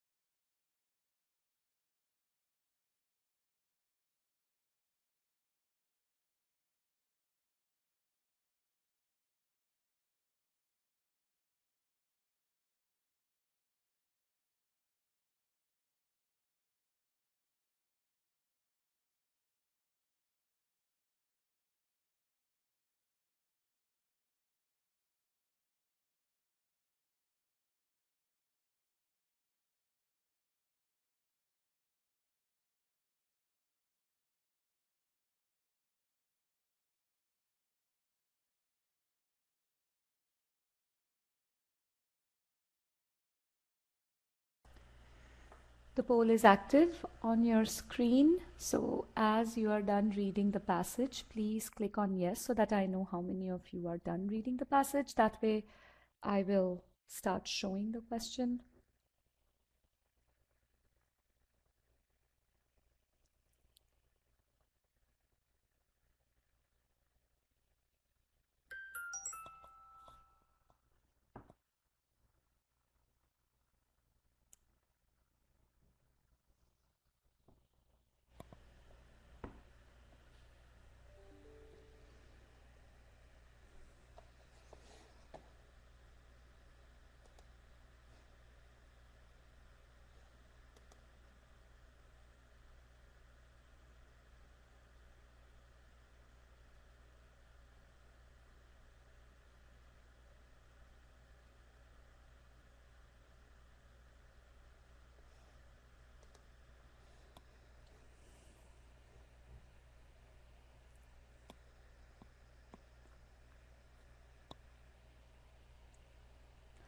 All right. Let's take another 10 seconds and after that I'll show you the questions. 10, 9, 8, 7, 6, 5, 4, 3, 2, 1. Okay.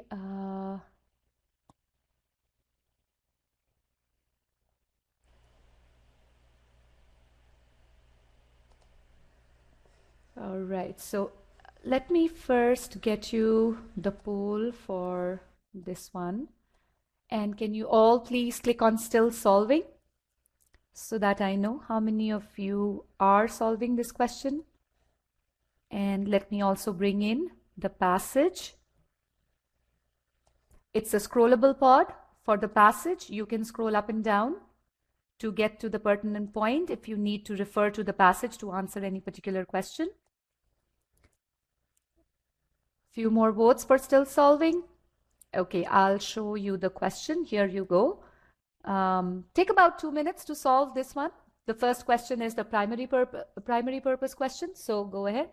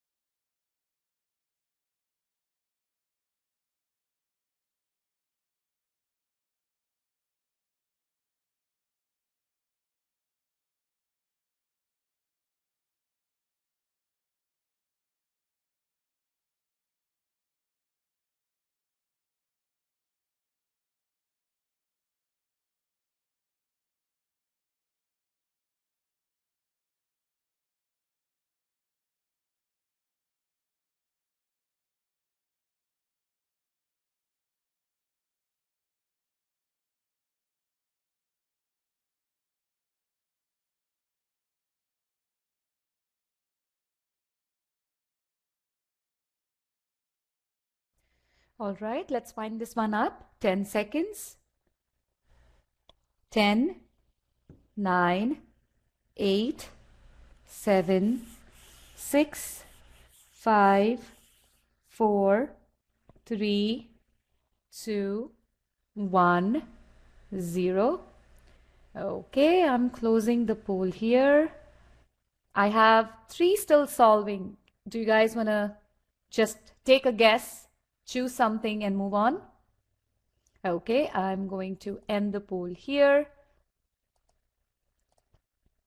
This is the poll for your second question. Please click on still solving.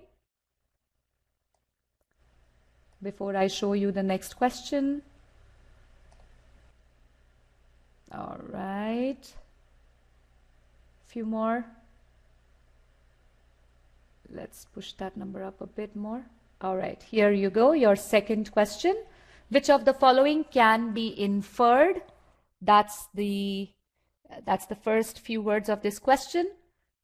Time starts now.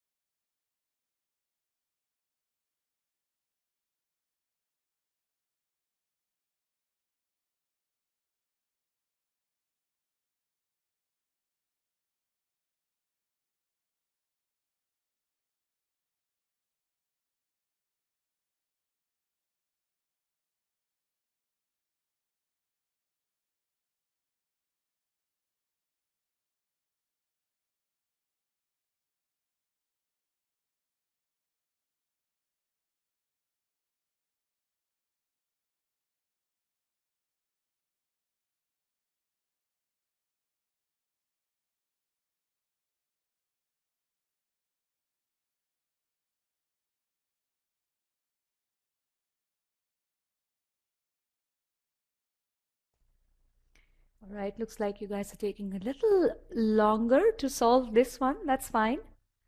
I'll allow you a little more time over here.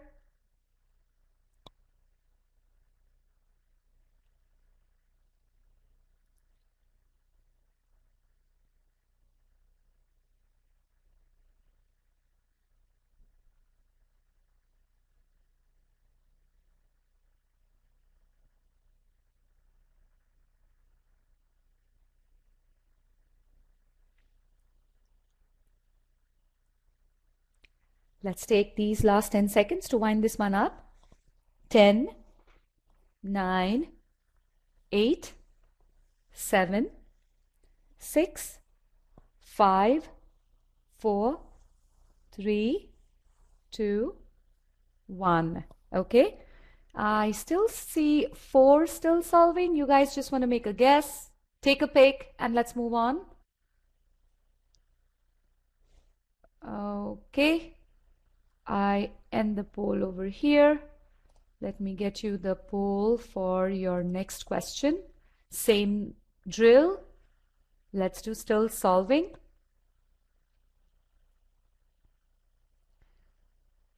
Numbers coming in quickly. Little more.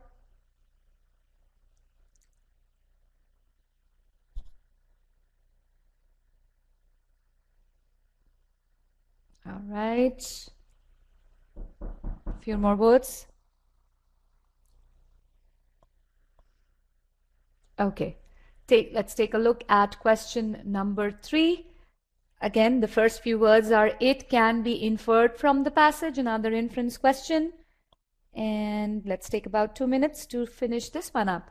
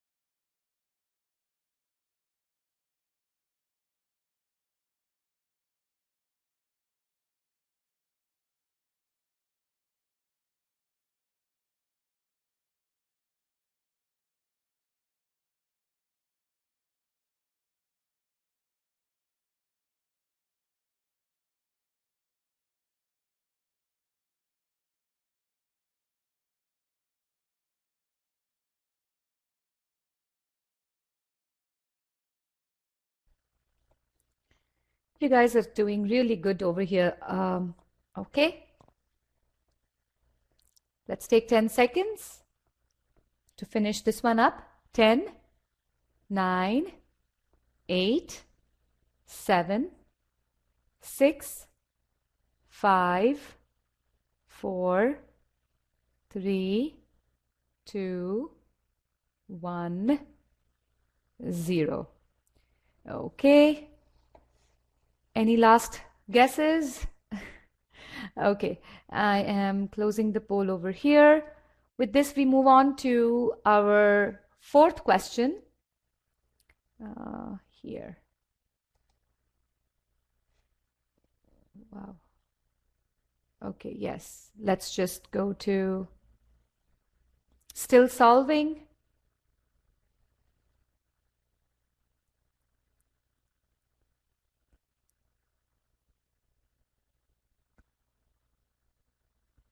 Let's get a few more votes for still solving.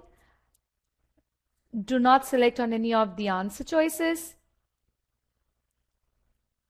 Okay, here goes your fourth question. The author mentions patients' ages. That's the question. That's the first few words of the question. And here goes my timer.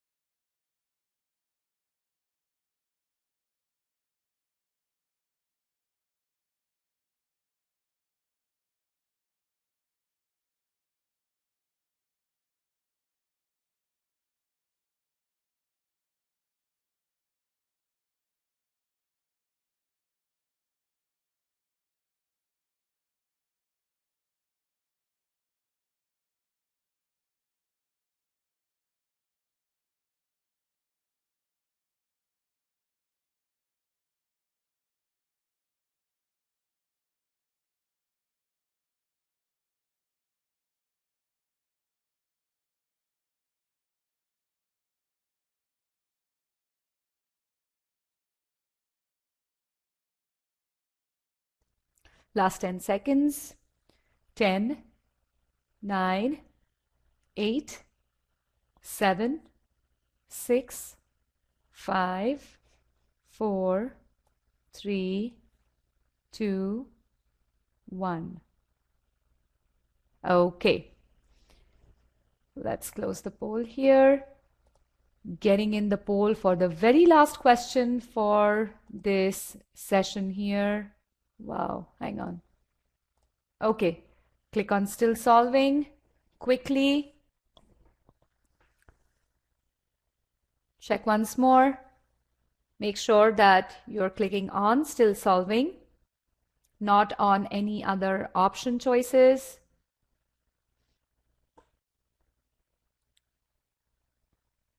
Few more votes. I have few votes for choices D and E. Please make sure that you click on still solving and not on the option choices. Okay, with this, let's take a look at the last question. According to the passage, which of the following describes? That's the first few words of this question, and all the best. This is going to be our last one, and after this, we are going to get into the passage. So, yep.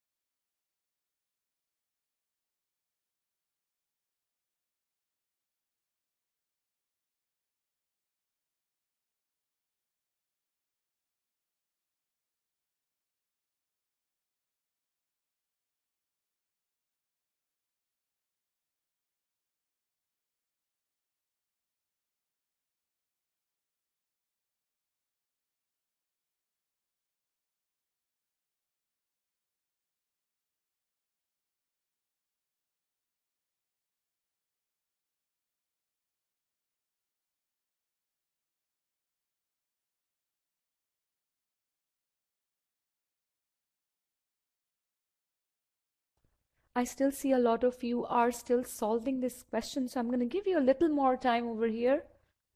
And then we will wrap this one up and move on to our passage analysis.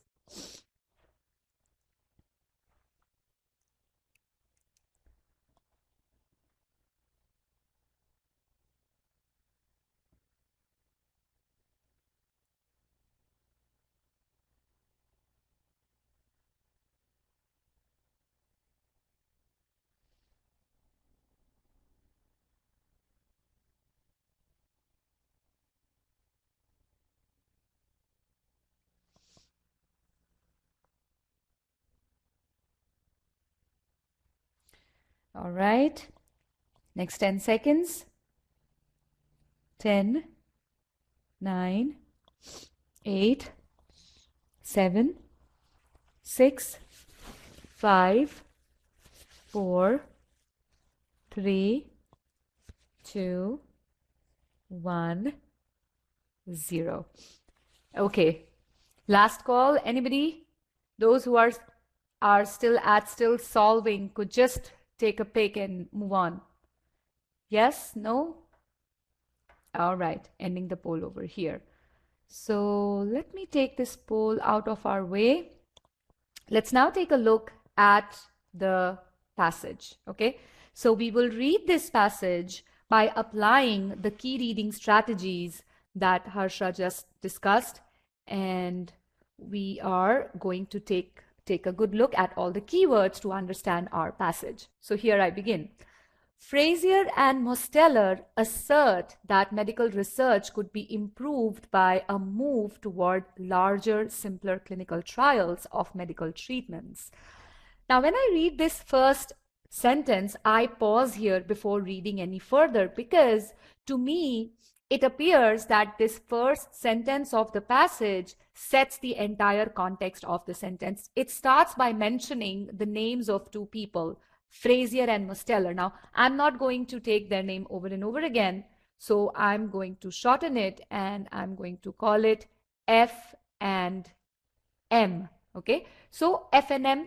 The next word that arrests my attention is assert. Take a look at this word. The author is not saying F&M say, they suggest, they propose. The word over here used is assert. That means there is a lot of emphasis, or there's a lot of surety in what they are saying. And what do they say? They say that the way the current medical research is conducted, they can actually be improved. How they can be improved? By making it two-pronged proposal, basically, by making it larger and by making it simpler. Now, I'm sorry about these annotations. For some reason, they don't seem to be working well. Okay, so when I read this part, it kind of got me thinking that, okay, trials can be, or medical research could be improved by making it larger, but how larger and simpler go together? How do they go together? And then I told myself that, okay, I'm going to read this passage to understand how this is going to happen. So it's all about finding that point of interest that will help you immerse yourself in the passage. Okay, so I just did that over here. We will also do a little bit of prediction. Okay, F&M has proposed something. They say that if you make the research larger, you make them simpler, these clinical trials are going to improve. That means the author will definitely present us some information about how the clinical trials are conducted today and how, by F&M's proposal, they can be improved. What can be done to make them simpler, and how will it affect the trials? What can be done to make them larger, and how will it affect?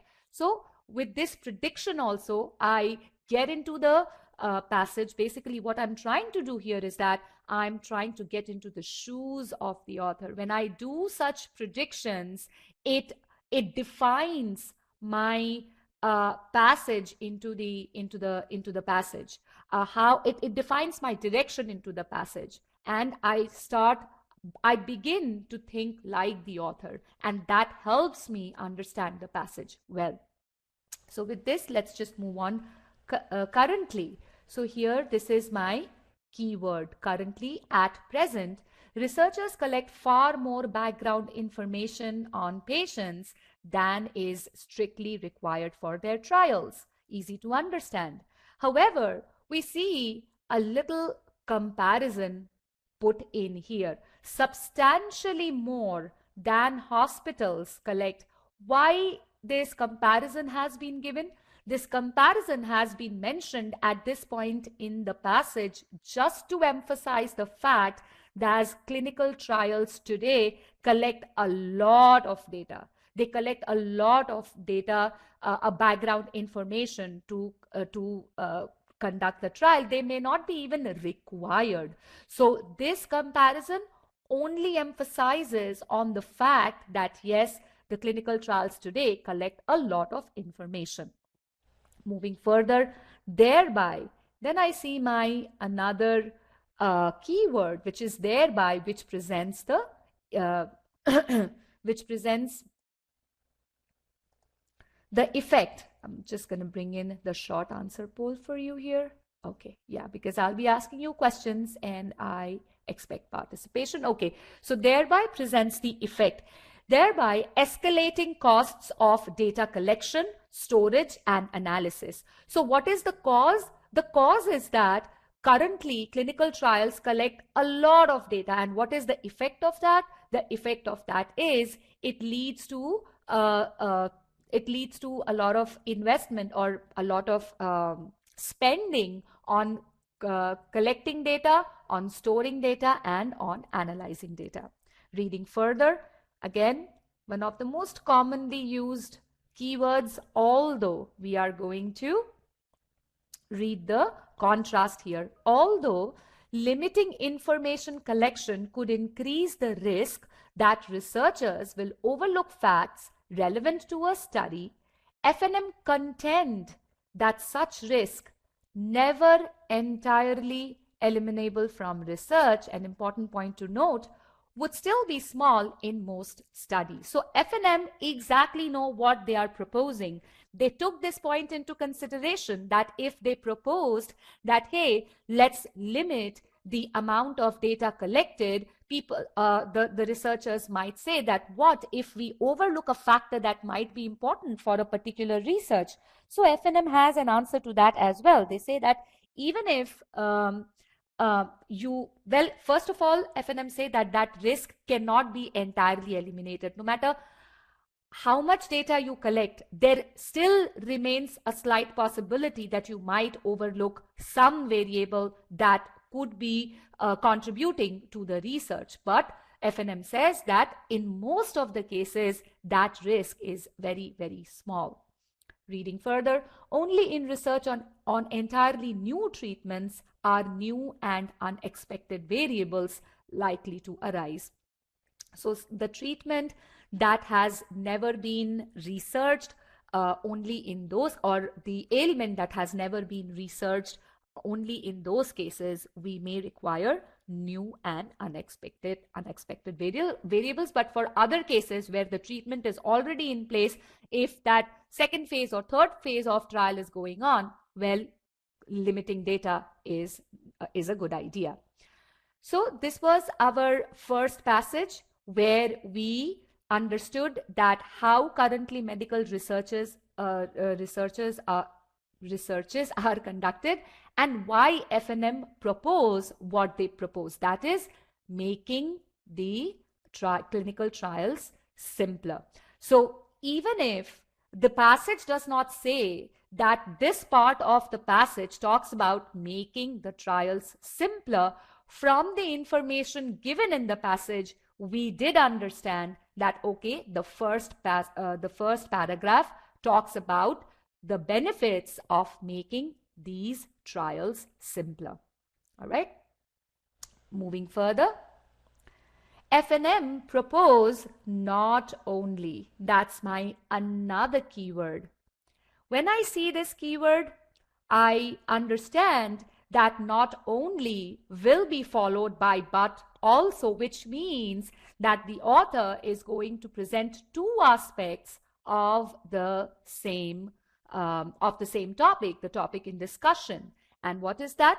FNM propose not only that researchers limit data selection, which is making the trial simpler. I'm just going to write simpler on individual patients, but also that researchers enroll more patients.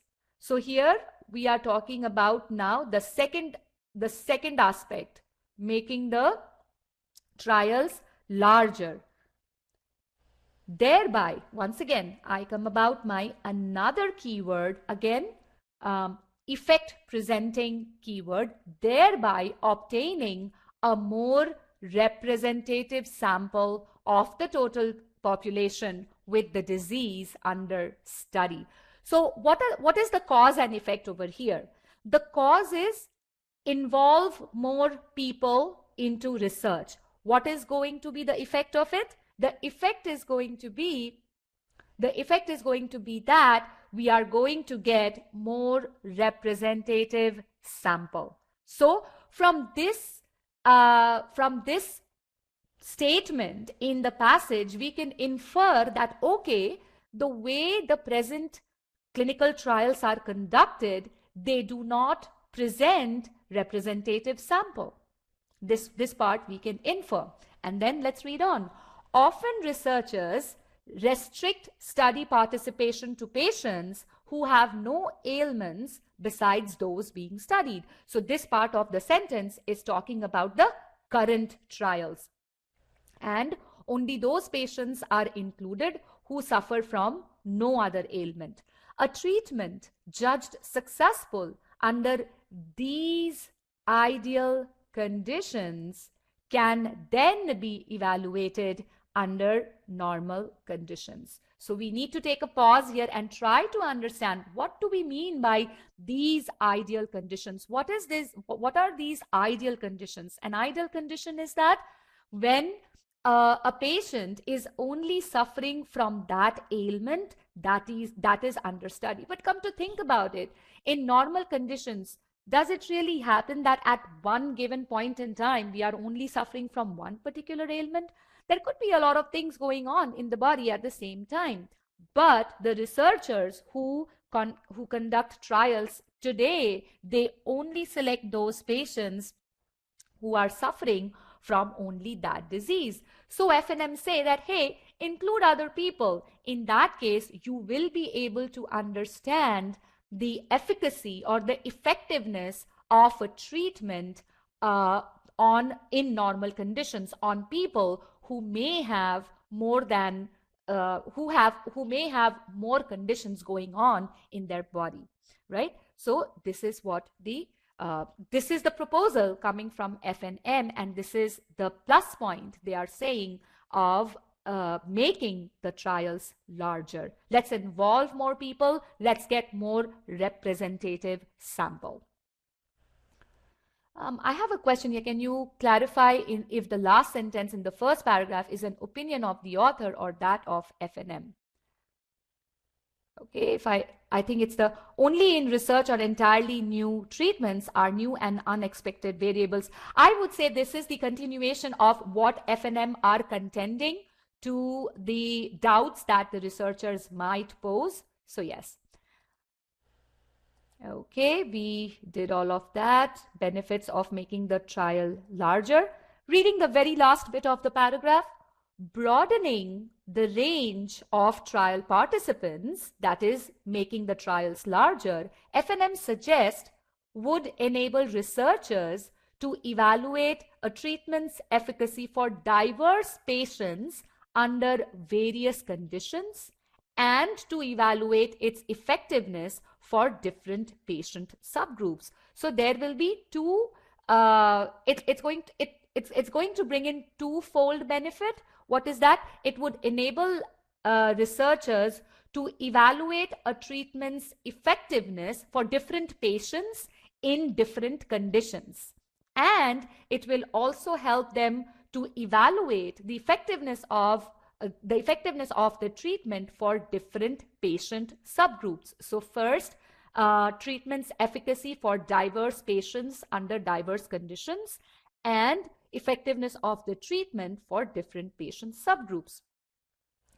To clarify this point further, the author is now presenting an example. For example, the value of a treatment for a progressive disease may vary according to a patient's stage of disease. What do we understand by progressive disease? A disease that becomes more serious in its ascending stage. For example, cancer. We know that cancer is detected at different stages, and the treatment for all those different stages are different. So FNM is saying that, hey, if you involve more people into your clinical trial, then you will be able to understand or assess the effectiveness of a treatment on those people who are suffering from progressive disease and could be at different stages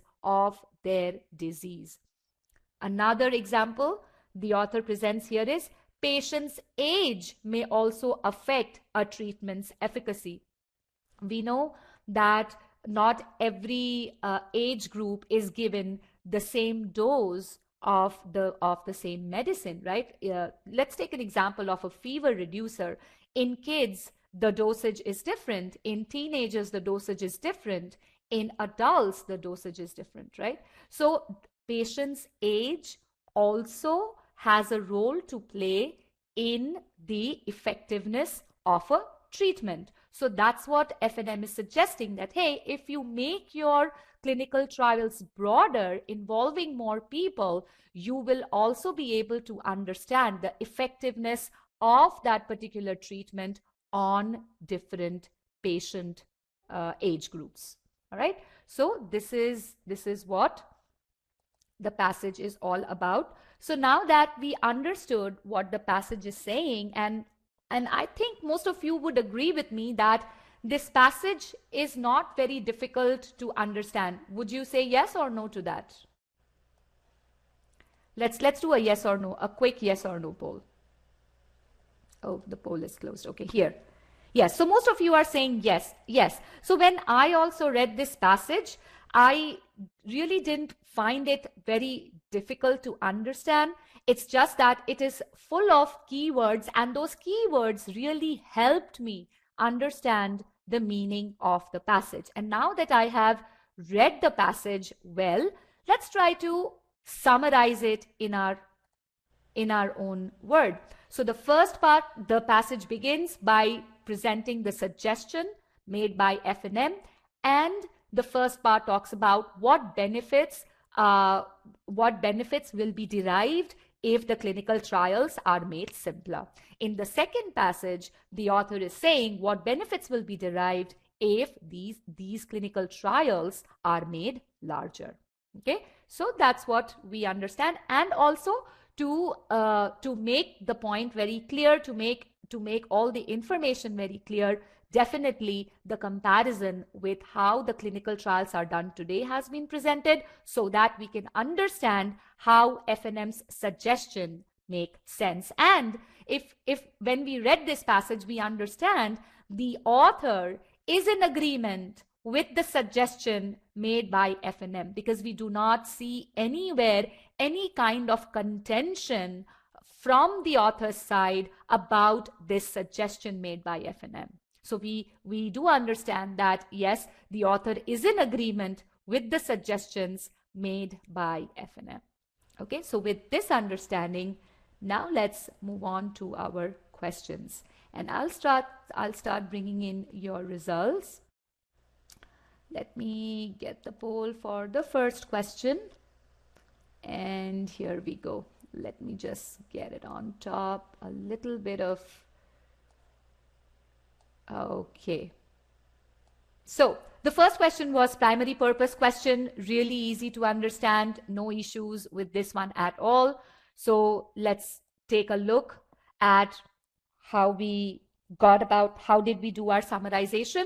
Benefits of doing simpler trial, benefits of doing larger trial. So basically, as I told you, the passage starts by a proposal. So the passage is actually talking about a proposal made by FNM, how clinical trials can be improved by including this suggestion. So that is what our main point is. And if I show you your results, you guys did extremely well. 51% of the class did go with choice D, which indeed is the correct answer, describing proposed changes to the ways in which clinical trials are conducted. Choice C got a lot of votes after choice D. So it says evaluating an analysis of certain shortcomings of current medical research practices. Those who chose choice C, you only did that because you did not understand what this choice is saying. Let's break this answer choice into smaller chunks. It's saying evaluating. Let's take the very first word, evaluate. When we use the word evaluate, especially in the context of RC, it is about presenting the pros and cons, the positives and the negatives. Okay, so that's first part. Evaluating, presenting pros and cons of what?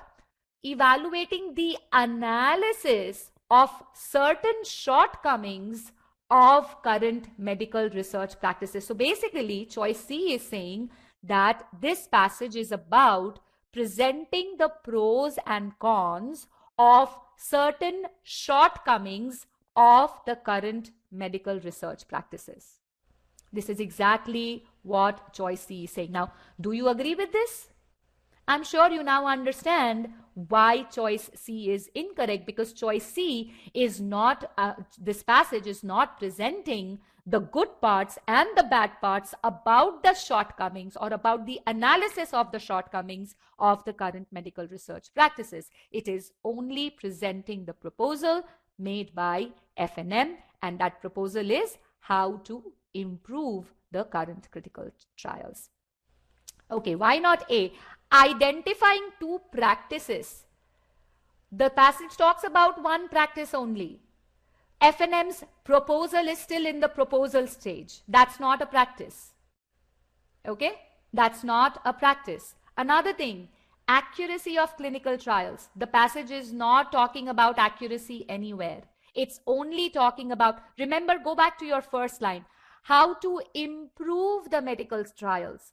FNM propose how to improve the medical trials. It's got nothing to do with the accuracy. So all the information, these 2 points, that point choice A is playing upon, is absolutely incorrect. There are no two practices, only one practice. One is still proposal. The second is accuracy has not been talked about. How clinical trials can be improved, that's all this choice is talking about.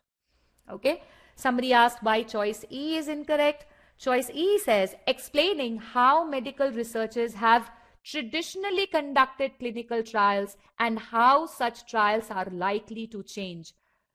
Does the passage say anywhere that it is likely to change? No, we don't know that. We only know that yes, two people have made a suggestion. Whether that suggestion will be accepted or not, we don't know. The passage doesn't say that. Okay, so choice E is incorrect for this reason. Make sense? So evaluate always implies yes. In RC's context, it does. How can we conclusively say author is in agreement with FNM?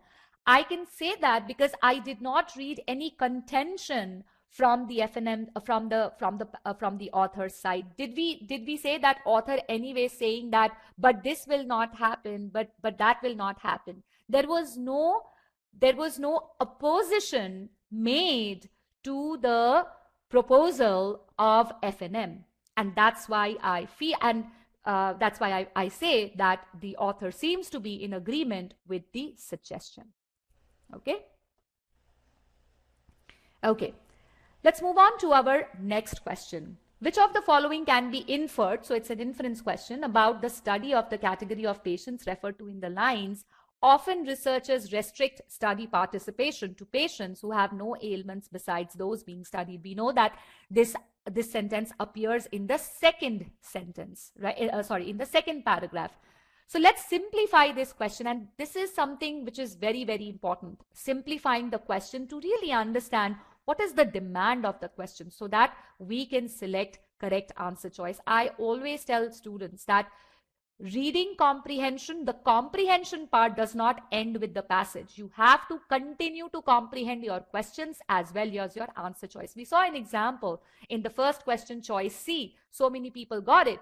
But now that you understand the meaning of that answer choice, you wouldn't be going even closer to that if you understood the meaning of it. So your comprehension has to continue beyond the passage as well. Okay. So the question is simply asking what we can infer about the studies in which only those patients are selected who have no other ailments, because this is about the current clinical trials, right? So we know that this part is suggested somewhere in the second paragraph. So what is it saying? I told you we can really infer over here that because the current clinical trials are conducted in ideal conditions involving only those patients who are suffering only from the ailment under study, the result is not representative.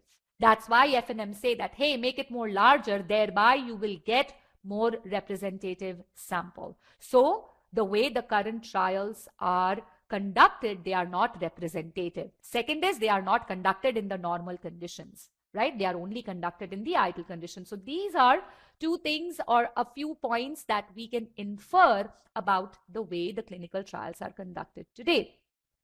So with this understanding, once again, very good job at solving this question. Choice A indeed is the correct answer. The findings have very limited applicability. Because of this shortcoming, FNM have suggested that let's make the clinical trials larger. I will quickly touch upon choice D because many of you chose choice D. It would allow researchers to limit information collection without increasing the risk that important variables could be overlooked. Yes, the passage does talk about overlooking the important variables. But tell me, has this point been mentioned in the context of making the trials larger or making the trials simpler? When was this point raised about avoiding the risk of overlooking the important variables? Put your answers in short answer poll.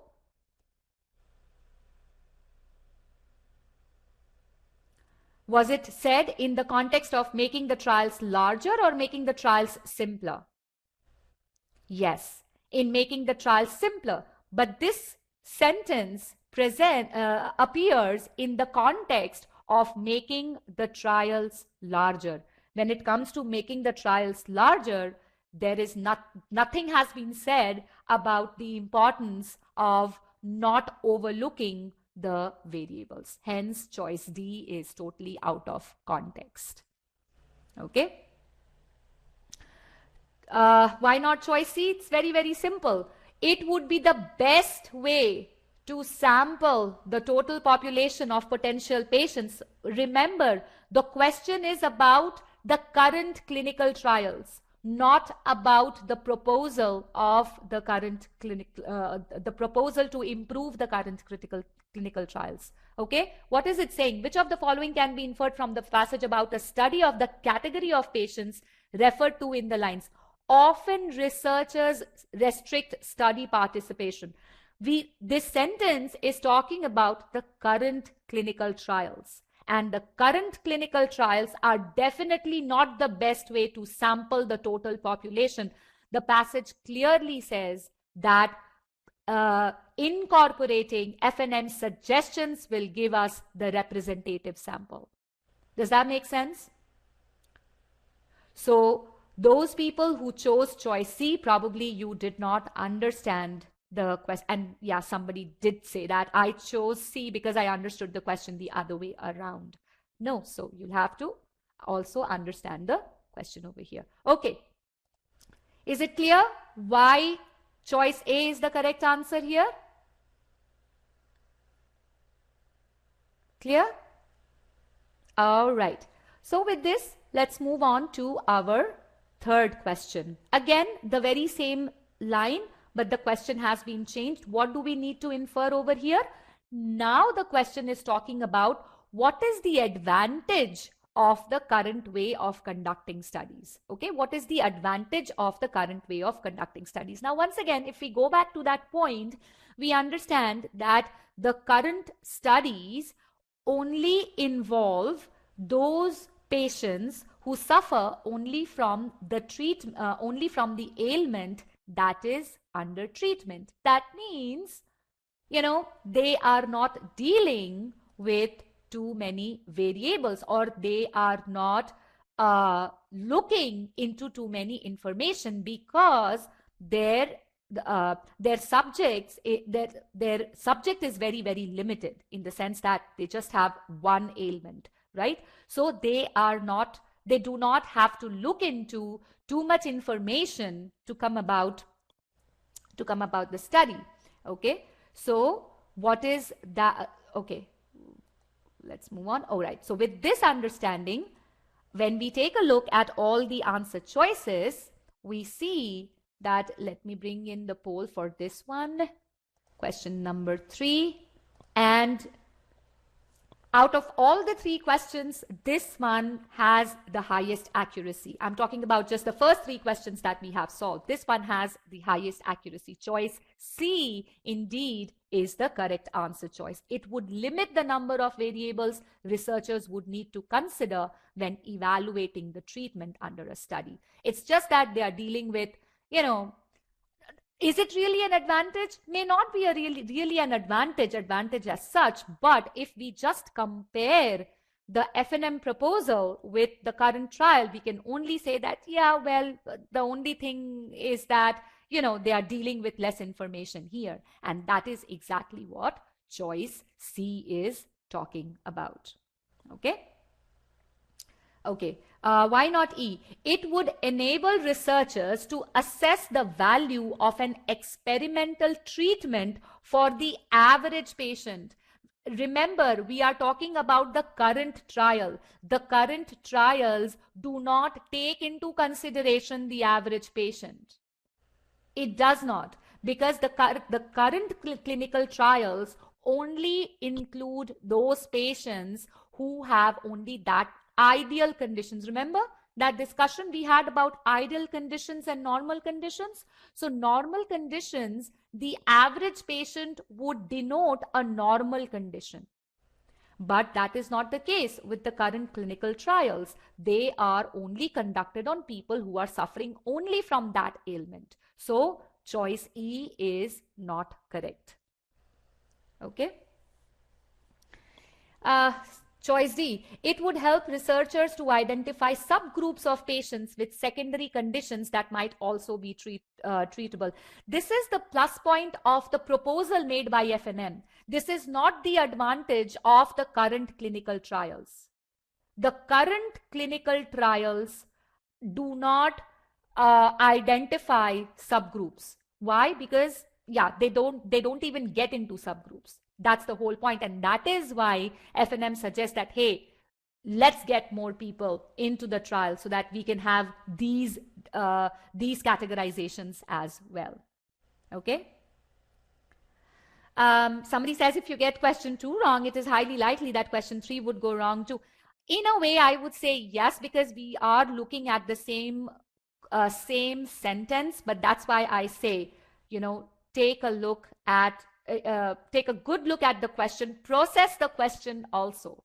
It's very, very important. I mean, you know, when we summarized, the summary of a question comes about to 1 line. So we can understand that how by this wordplay, the questions can really confuse us. It's only the wordplay that we see. And this is what we need to guard ourselves against, that we are going to read the question properly. We are going to understand the meaning of it. And then we are going to evaluate our answer choices. Okay. Isn't E also an advantage, or are you saying ideal conditions are not for average? That's exactly what I'm saying. Ideal conditions are not for average patients. Normal conditions are for average patients. Okay. So that's why choice E is wrong. Why not A? It would yield more data and its findings would be more accurate. Firstly, accuracy has not been talked about. It would yield more data. No, current trials do not do so. Again, remember, we are talking about current trials. We are not talking about the trials including F&M suggestion. No, accuracy has not been talked about. The passage is only talking about improving the clinical trials. And it would yield more data. No, it would not yield more data. Why? Because they are only taking those patients into consideration who have only that ailment. So that's why choice A is incorrect. Okay, let's move on with our question number 4. Why does the author mention the patient's age? The author mentions patient's age primarily in order to, this is what we call a function question or a purpose question. Why a certain entity has been used in the passage. So we know that the author is talking about patient's age. And where do we see that? We see that towards the end of the passage, where the author is elaborating on FNM's suggestion on making the trials more larger. So what will happen? It will give representative information. Representative information as in what? So if more people are included, then the effectiveness of a treatment can also be verified, or also can be validated for different patient subgroups. And one of the subgroups could be according to patient's age, because people of different age require different treatment. Not all age group can be given the same treatment. So the age has been mentioned. The age has been mentioned in order to show the advantage that FNM's proposal will bring in if the clinical trials are made larger. Okay, so with this understanding, let's now move on to our answer choices. So choice D is the correct answer, and I do feel that most of you did go for choice D. Oh yes, so here 74% accuracy, better than your last question. Okay, so well done. Illustrate a point about the value of enrolling a wide range of patients in clinical trial. What would be the advantage of making the clinical trials larger? We will get more sample results in terms of different subgroups and people with various diseases at various stages also. Okay. Now here I'm going to clear all answers. Choice C, not close, 74% and 17%, but let's see what's happening in choice C. Indicate why progressive diseases may require treatments at different stage. Well, that is definitely why progressive disease may require different treatments has not been talked about in the passage also. The idea is not to find the reason why progressive diseases may require different treatments. So once again, totally out of context. This choice is absolutely out of context, and hence this one does not make sense. Okay. So here we come to the last question, and this is pretty interesting.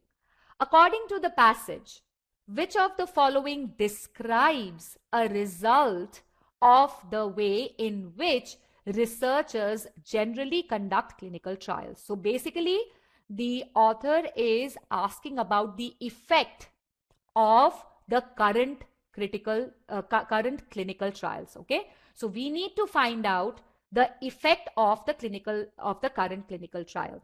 Now, from the first paragraph, we understood that because a lot of data is collected, what is the result? The cost goes up. Costs are more. That's the first effect, right? The second effect is the application is very limited, or the data is not representative. It's not representative sample because they are very limited. So these are the two outcomes or the effect of the current clinical trial. So if any answer choice that mentions just the one or both of them would still be correct. Okay, either the costs are more or the application is very, very limited. So let's just take a look at all the answer choices, and let me bring in your poll for the last question. Here we go. Okay, so the contest was between A and C. A indeed is the correct answer. They expend resources on the storage of information. Let me clear it over here. Okay. On the storage of information likely to be relevant to the study they are conducting. Now, my guess is why students reject choice A. You do understand that choice A is in line. However,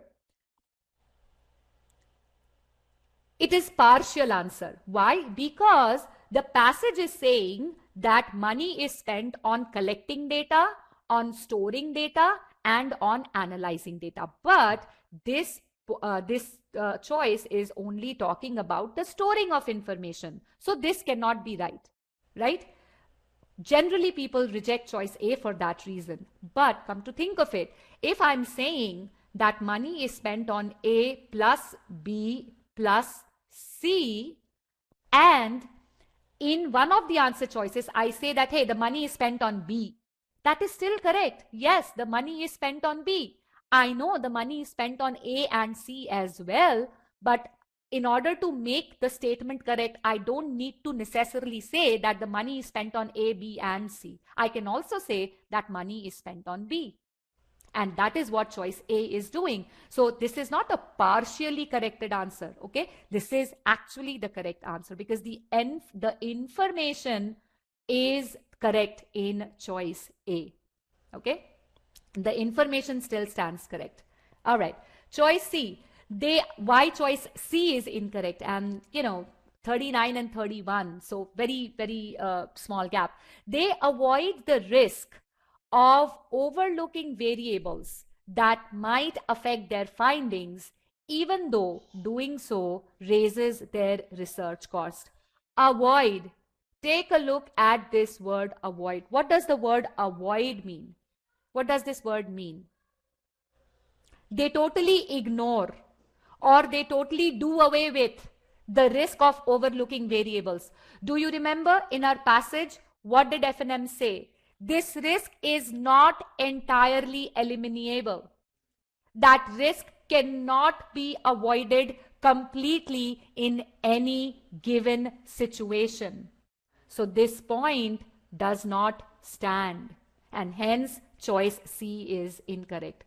They cannot avoid the risk of overlooking variables because no matter how much data they collect, that risk will still be present, although in small, with little significance, but still that risk cannot be avoided. And that is the reason why choice C is incorrect. Okay, so we understand the difference between why A is correct and why C is incorrect. But the more data they collect, the less risk. It doesn't say avoid risk. What do you mean? Again, think about the word avoid. Avoid means negate. They totally do away with it. I avoid that person. That means I don't go close to that person, right? So that's the thing that we are trying to say here. Okay, why not B? They sometimes compromise. Again, accuracy is one point that has been played over and over and over and over again in the passage. Always remember, the author is not talking about the accuracy of the clinical trials. Nowhere it is said that F&M have proposed something to make the clinical trials more accurate. All that F&M, the passage is saying is that F&M have proposed something to make the clinical trials better. Okay, so this is the reason why choice B is incorrect, and this is not the outcome any which way. Okay, the two outcomes are very, very specifically mentioned in the passage. Costs go up and their applicability is very, very limited. Okay. Okay, so with this, I guess we've come to an end of this passage. So once again, same insights as we saw before. 100% immersion is most definitely needed to extract the most out of the passage that you are dealing with. Also, your first read should be a good slow read. You're reading everything in there. You're paying attention to the keywords and extracting the meaning out of it. And at the same time, you are summarizing all your important points as you go on in order to understand the passage well. So with this, I would like to stop here and I would like to invite Rajat back to the session for his concluding statements. Thank you all. Thank you, Shraddha. So I just want to emphasize on one point over here. When it comes to acing GMAT RC, you've got to focus on precision and not approximation. And I want to allude to this one comment, which even though this person has made this comment, this is a feeling which I've seen being very, very commonplace here, which is, in summary, can we conclude if the author quotes a third party view on a subject and himself and doesn't provide any contrary view, then the author's view and the third party views are in sync. It's a really fair observation to say, okay, this might be the case, but you cannot conclude that. Just let me reiterate, you cannot conclude that. So, and you'd see this happen in many instances where, an author presents a third party view. He doesn't contradict the third party view, but he doesn't completely endorse that as well. Now, the question is, why does the author cite the third party view if he doesn't completely endorse that? The reason is to provide additional context, to provide additional information to the reader. Think about it this way. There are many a times where, you do some research for your boss, and then in the post-MBA world, you're going to do that often. Where you do some research for your boss, and as you do the research, there are certain views that you completely agree with. There are certain views that are certain data points that you can confirm, and there you present your claims along with a certain set of findings that are there. But then there may be other claims that a third party has made, and which you might not disagree with, but don't want to put your name against those claims, and there you're just furthering those claims so that someone you're presenting this report to can make a more informed decision. So if that is the case, then you can't really say that, hey, the author agrees with the third party and the third party's claims are also the author's claim over there. Does that make sense? It's a really important point. GMAT RC is about precision over there. And so this is, as long as you focus on achieving this level of precision, you're going to find acing GMAT RC is fairly simple. Now, before I go forward, how are we doing right now? I mean, how do you guys feel about RC? I love this comment over here. It says, I felt so weak in RC, got all 7 correct today. Thanks a lot. That's wonderful. It's not a miracle. It's just about the process. You focus on the process, you get the results that you're supposed to get. Okay, we're going to talk about information in such little time over there. So we're going to discuss that. But other than that, how are you? This was a 700 level passage.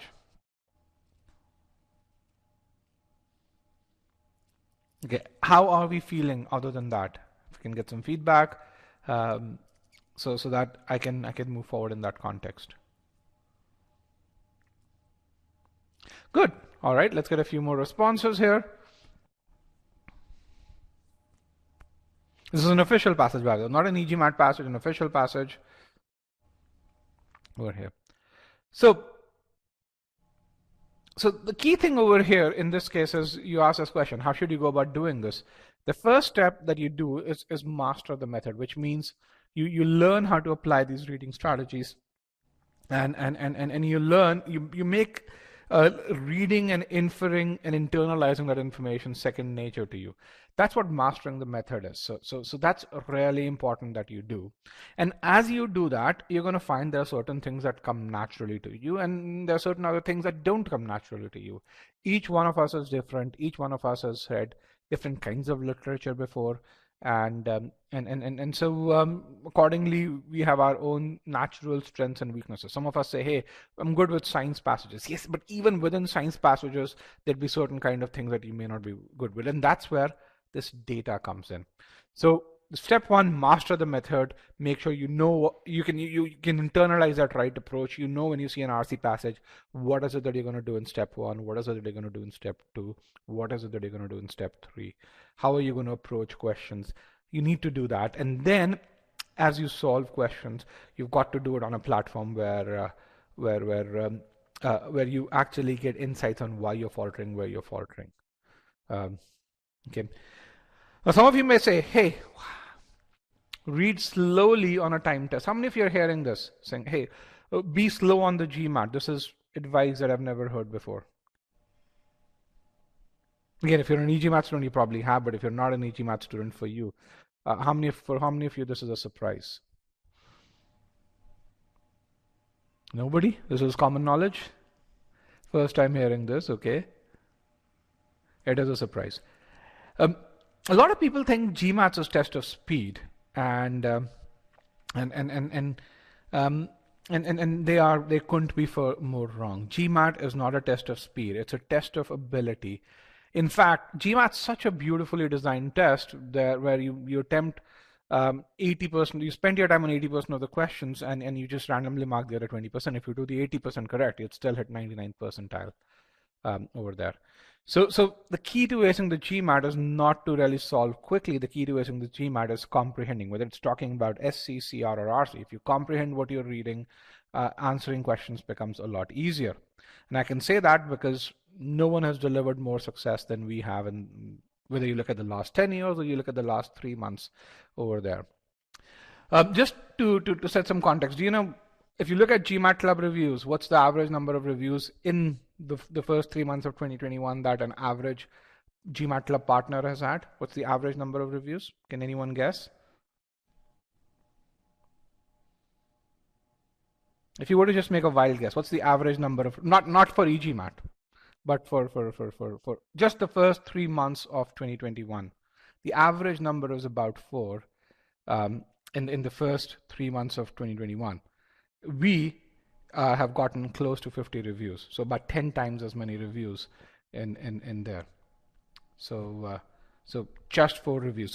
And the reason I'm saying that is because when you look at what we say, we want to, and we look at the success, that we've delivered, you're going to really see no one's delivered even half as much success. Forget about comparable successes we have. Most people 1/10 the success. Let's talk about how the timing math works over here, and a lot of it comes down to process and math. And if numbers make sense, you get the results. If numbers don't make sense, you don't get the result. So if it so happens that if you read slowly on the GMAT, once you internalize these reading strategies, not right away, but once you internalize these reading strategies, for most passages which are not in the area of your weakness, okay, you're going to find that you'll be able to read those passages in about 3 minutes over there, and essentially, which means that you'll be able to answer questions in about a minute or so.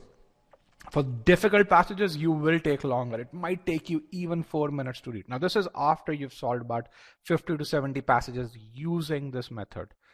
You might take 4 minutes for a difficult passage, but the beauty of a difficult passage is it's a lot easier to answer those questions. Those questions on a difficult passage, especially if you understand the passage, are not as hard.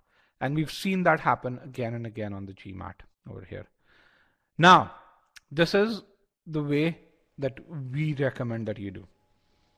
If, on the other hand, you go towards those speed reading techniques, you really just focus on, say, hey, I'm going to just focus on the first and the last sentence of a paragraph and then skim through the passage otherwise, here is what's going to happen. You're going to take 2 minutes to read the passage because you're not spending initial time, but then for every time you answer a question, you're going to take about 1.5 minutes to answer a question. In the end, you'd still take those same 8 minutes to do the passage. Your accuracy however, would be much lower.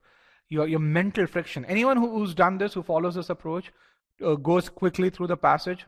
How's your mental state post solving that RC passage? What kind of friction do you experience while solving questions? Can you tell me? When you do that, if you spend 2 minutes skimming the passage, you feel time pressure, number one. What's your mental state? You're not confident. You actually have to go back. It does impact actually how you solve the next set of questions. For how many of you it happens that, okay, you're done with the passage and you see that an SC or a CR question, but some part of the passage is still kind of there in your mind, and you still get back to it to really say, did I solve that question correctly, and all of that. Okay. So the way to do this is to make sure that that you spend time reading the passage, internalizing the transitions, figuring out what is it that the author is trying to convey through this, and how is it that he's doing that. Any advice on reading skills, on how How to be able to read, comprehend, and summarize in less time? Yes, follow the reading strategies. What is time?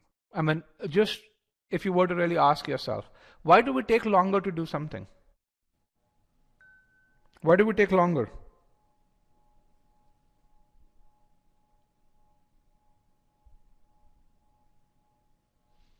Why do we take longer? It's the lack of understanding.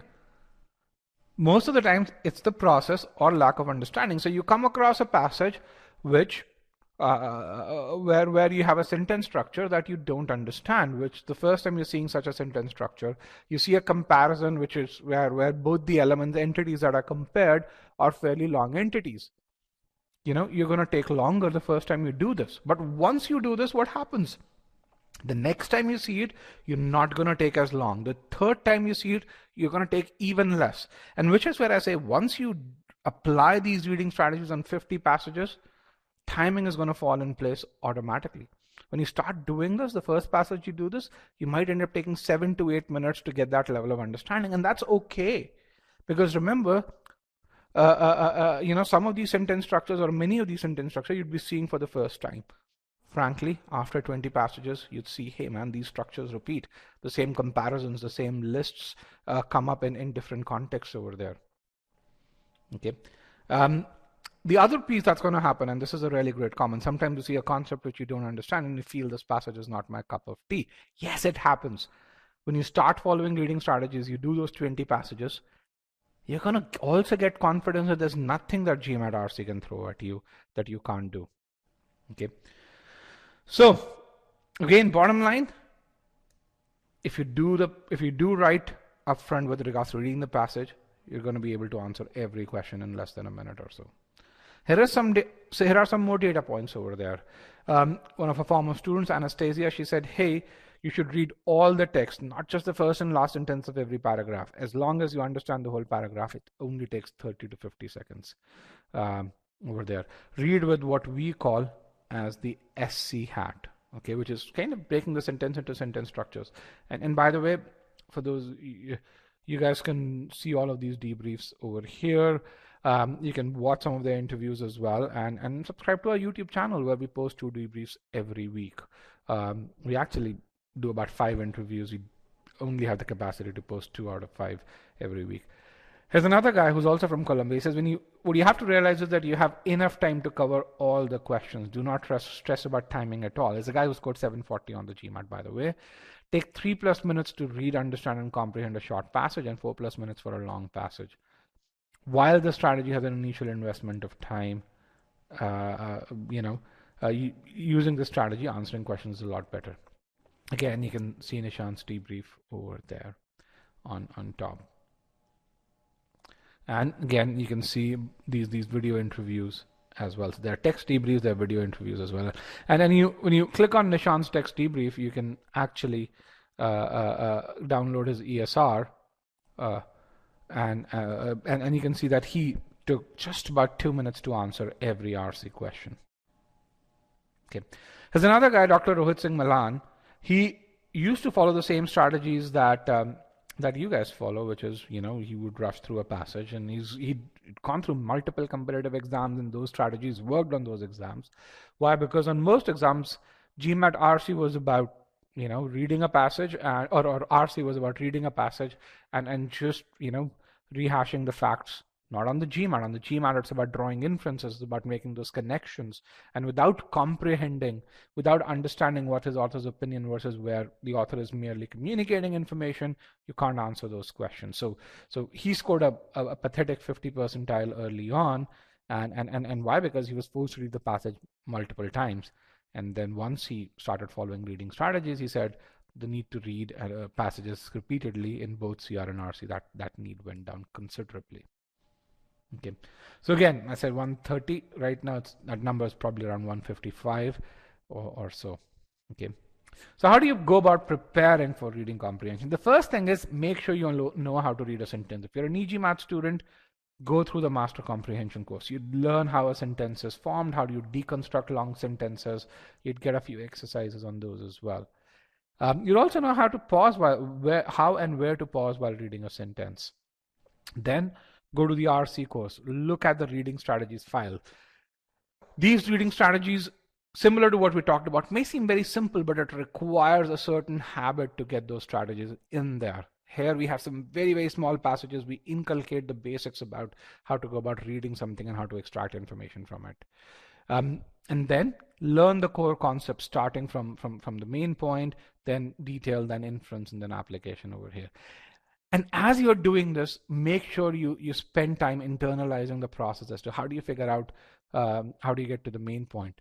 How do you look at the various wrong options over there? Okay. Some of the main point concepts are shared with you, but if you're a paid student, make sure you do the practice files as well. Okay. And spend time on this. The more time you spend early on, the more you comprehend early on, the less you'll have to spend time revising and practicing later on.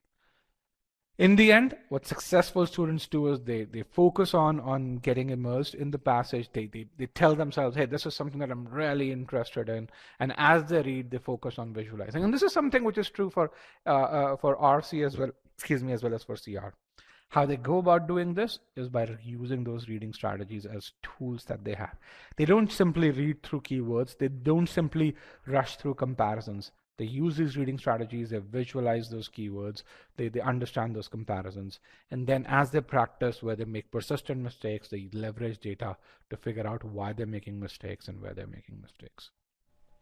With that, I want to thank you guys for joining me today. Once again, if you need a study plan, I'm going to share a link. You can register for the same here.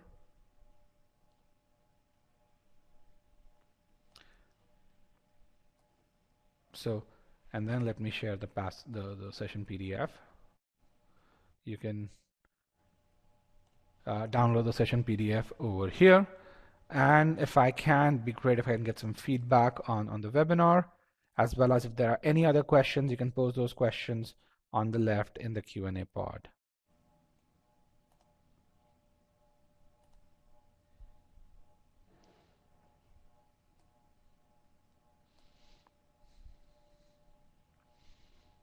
And by the way, for those of you thinking to buy an e-GMAT course, we are running, it's the beginning of the month, and the beginning of the month we do run some deals. So we're running some deals. So reach out to me at rajat@e-GMAT.com. This is the only time when we run deals over here. You're a GRE student, can you buy the verbal part? Yes, you can, although I think you'd benefit a lot from the quant part as well over there. If you're not able to download the PDF, then if you are using a cellular device, it's either a tablet or a phone, you probably won't be able to download the PDF. We'll send the PDF along with the recording, so you can do that as well. Or if you're on our YouTube channel, the recording will go on our YouTube channel, and we'll have a link to the PDF over there too. So yes, that's those are two ways. So subscribe to the YouTube channel. Let me actually launch this link for you guys. Actually, this is a Wistia link, not so much our YouTube link. Let me just launch a link to the YouTube channel so you guys can subscribe to the same.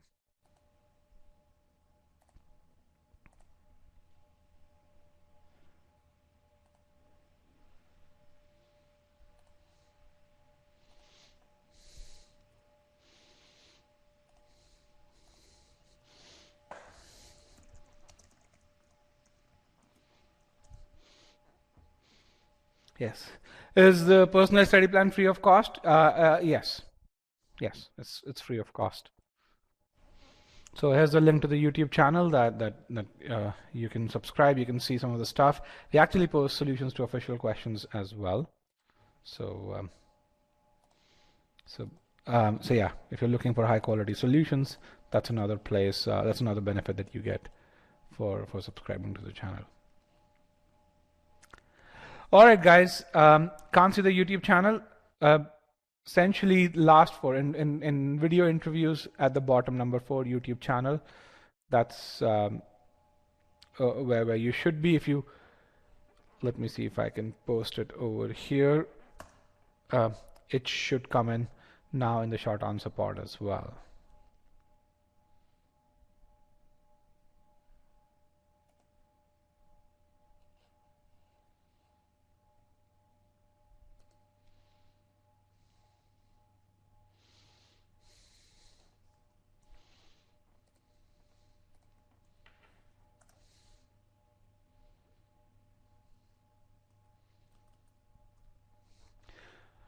All right, guys, with that, I want to thank everyone for joining me today. Don't forget, we have the quant workshop tomorrow, and then we have our session this week in which we have one of our former students who's going to talk about how do you get into top business schools. Okay, so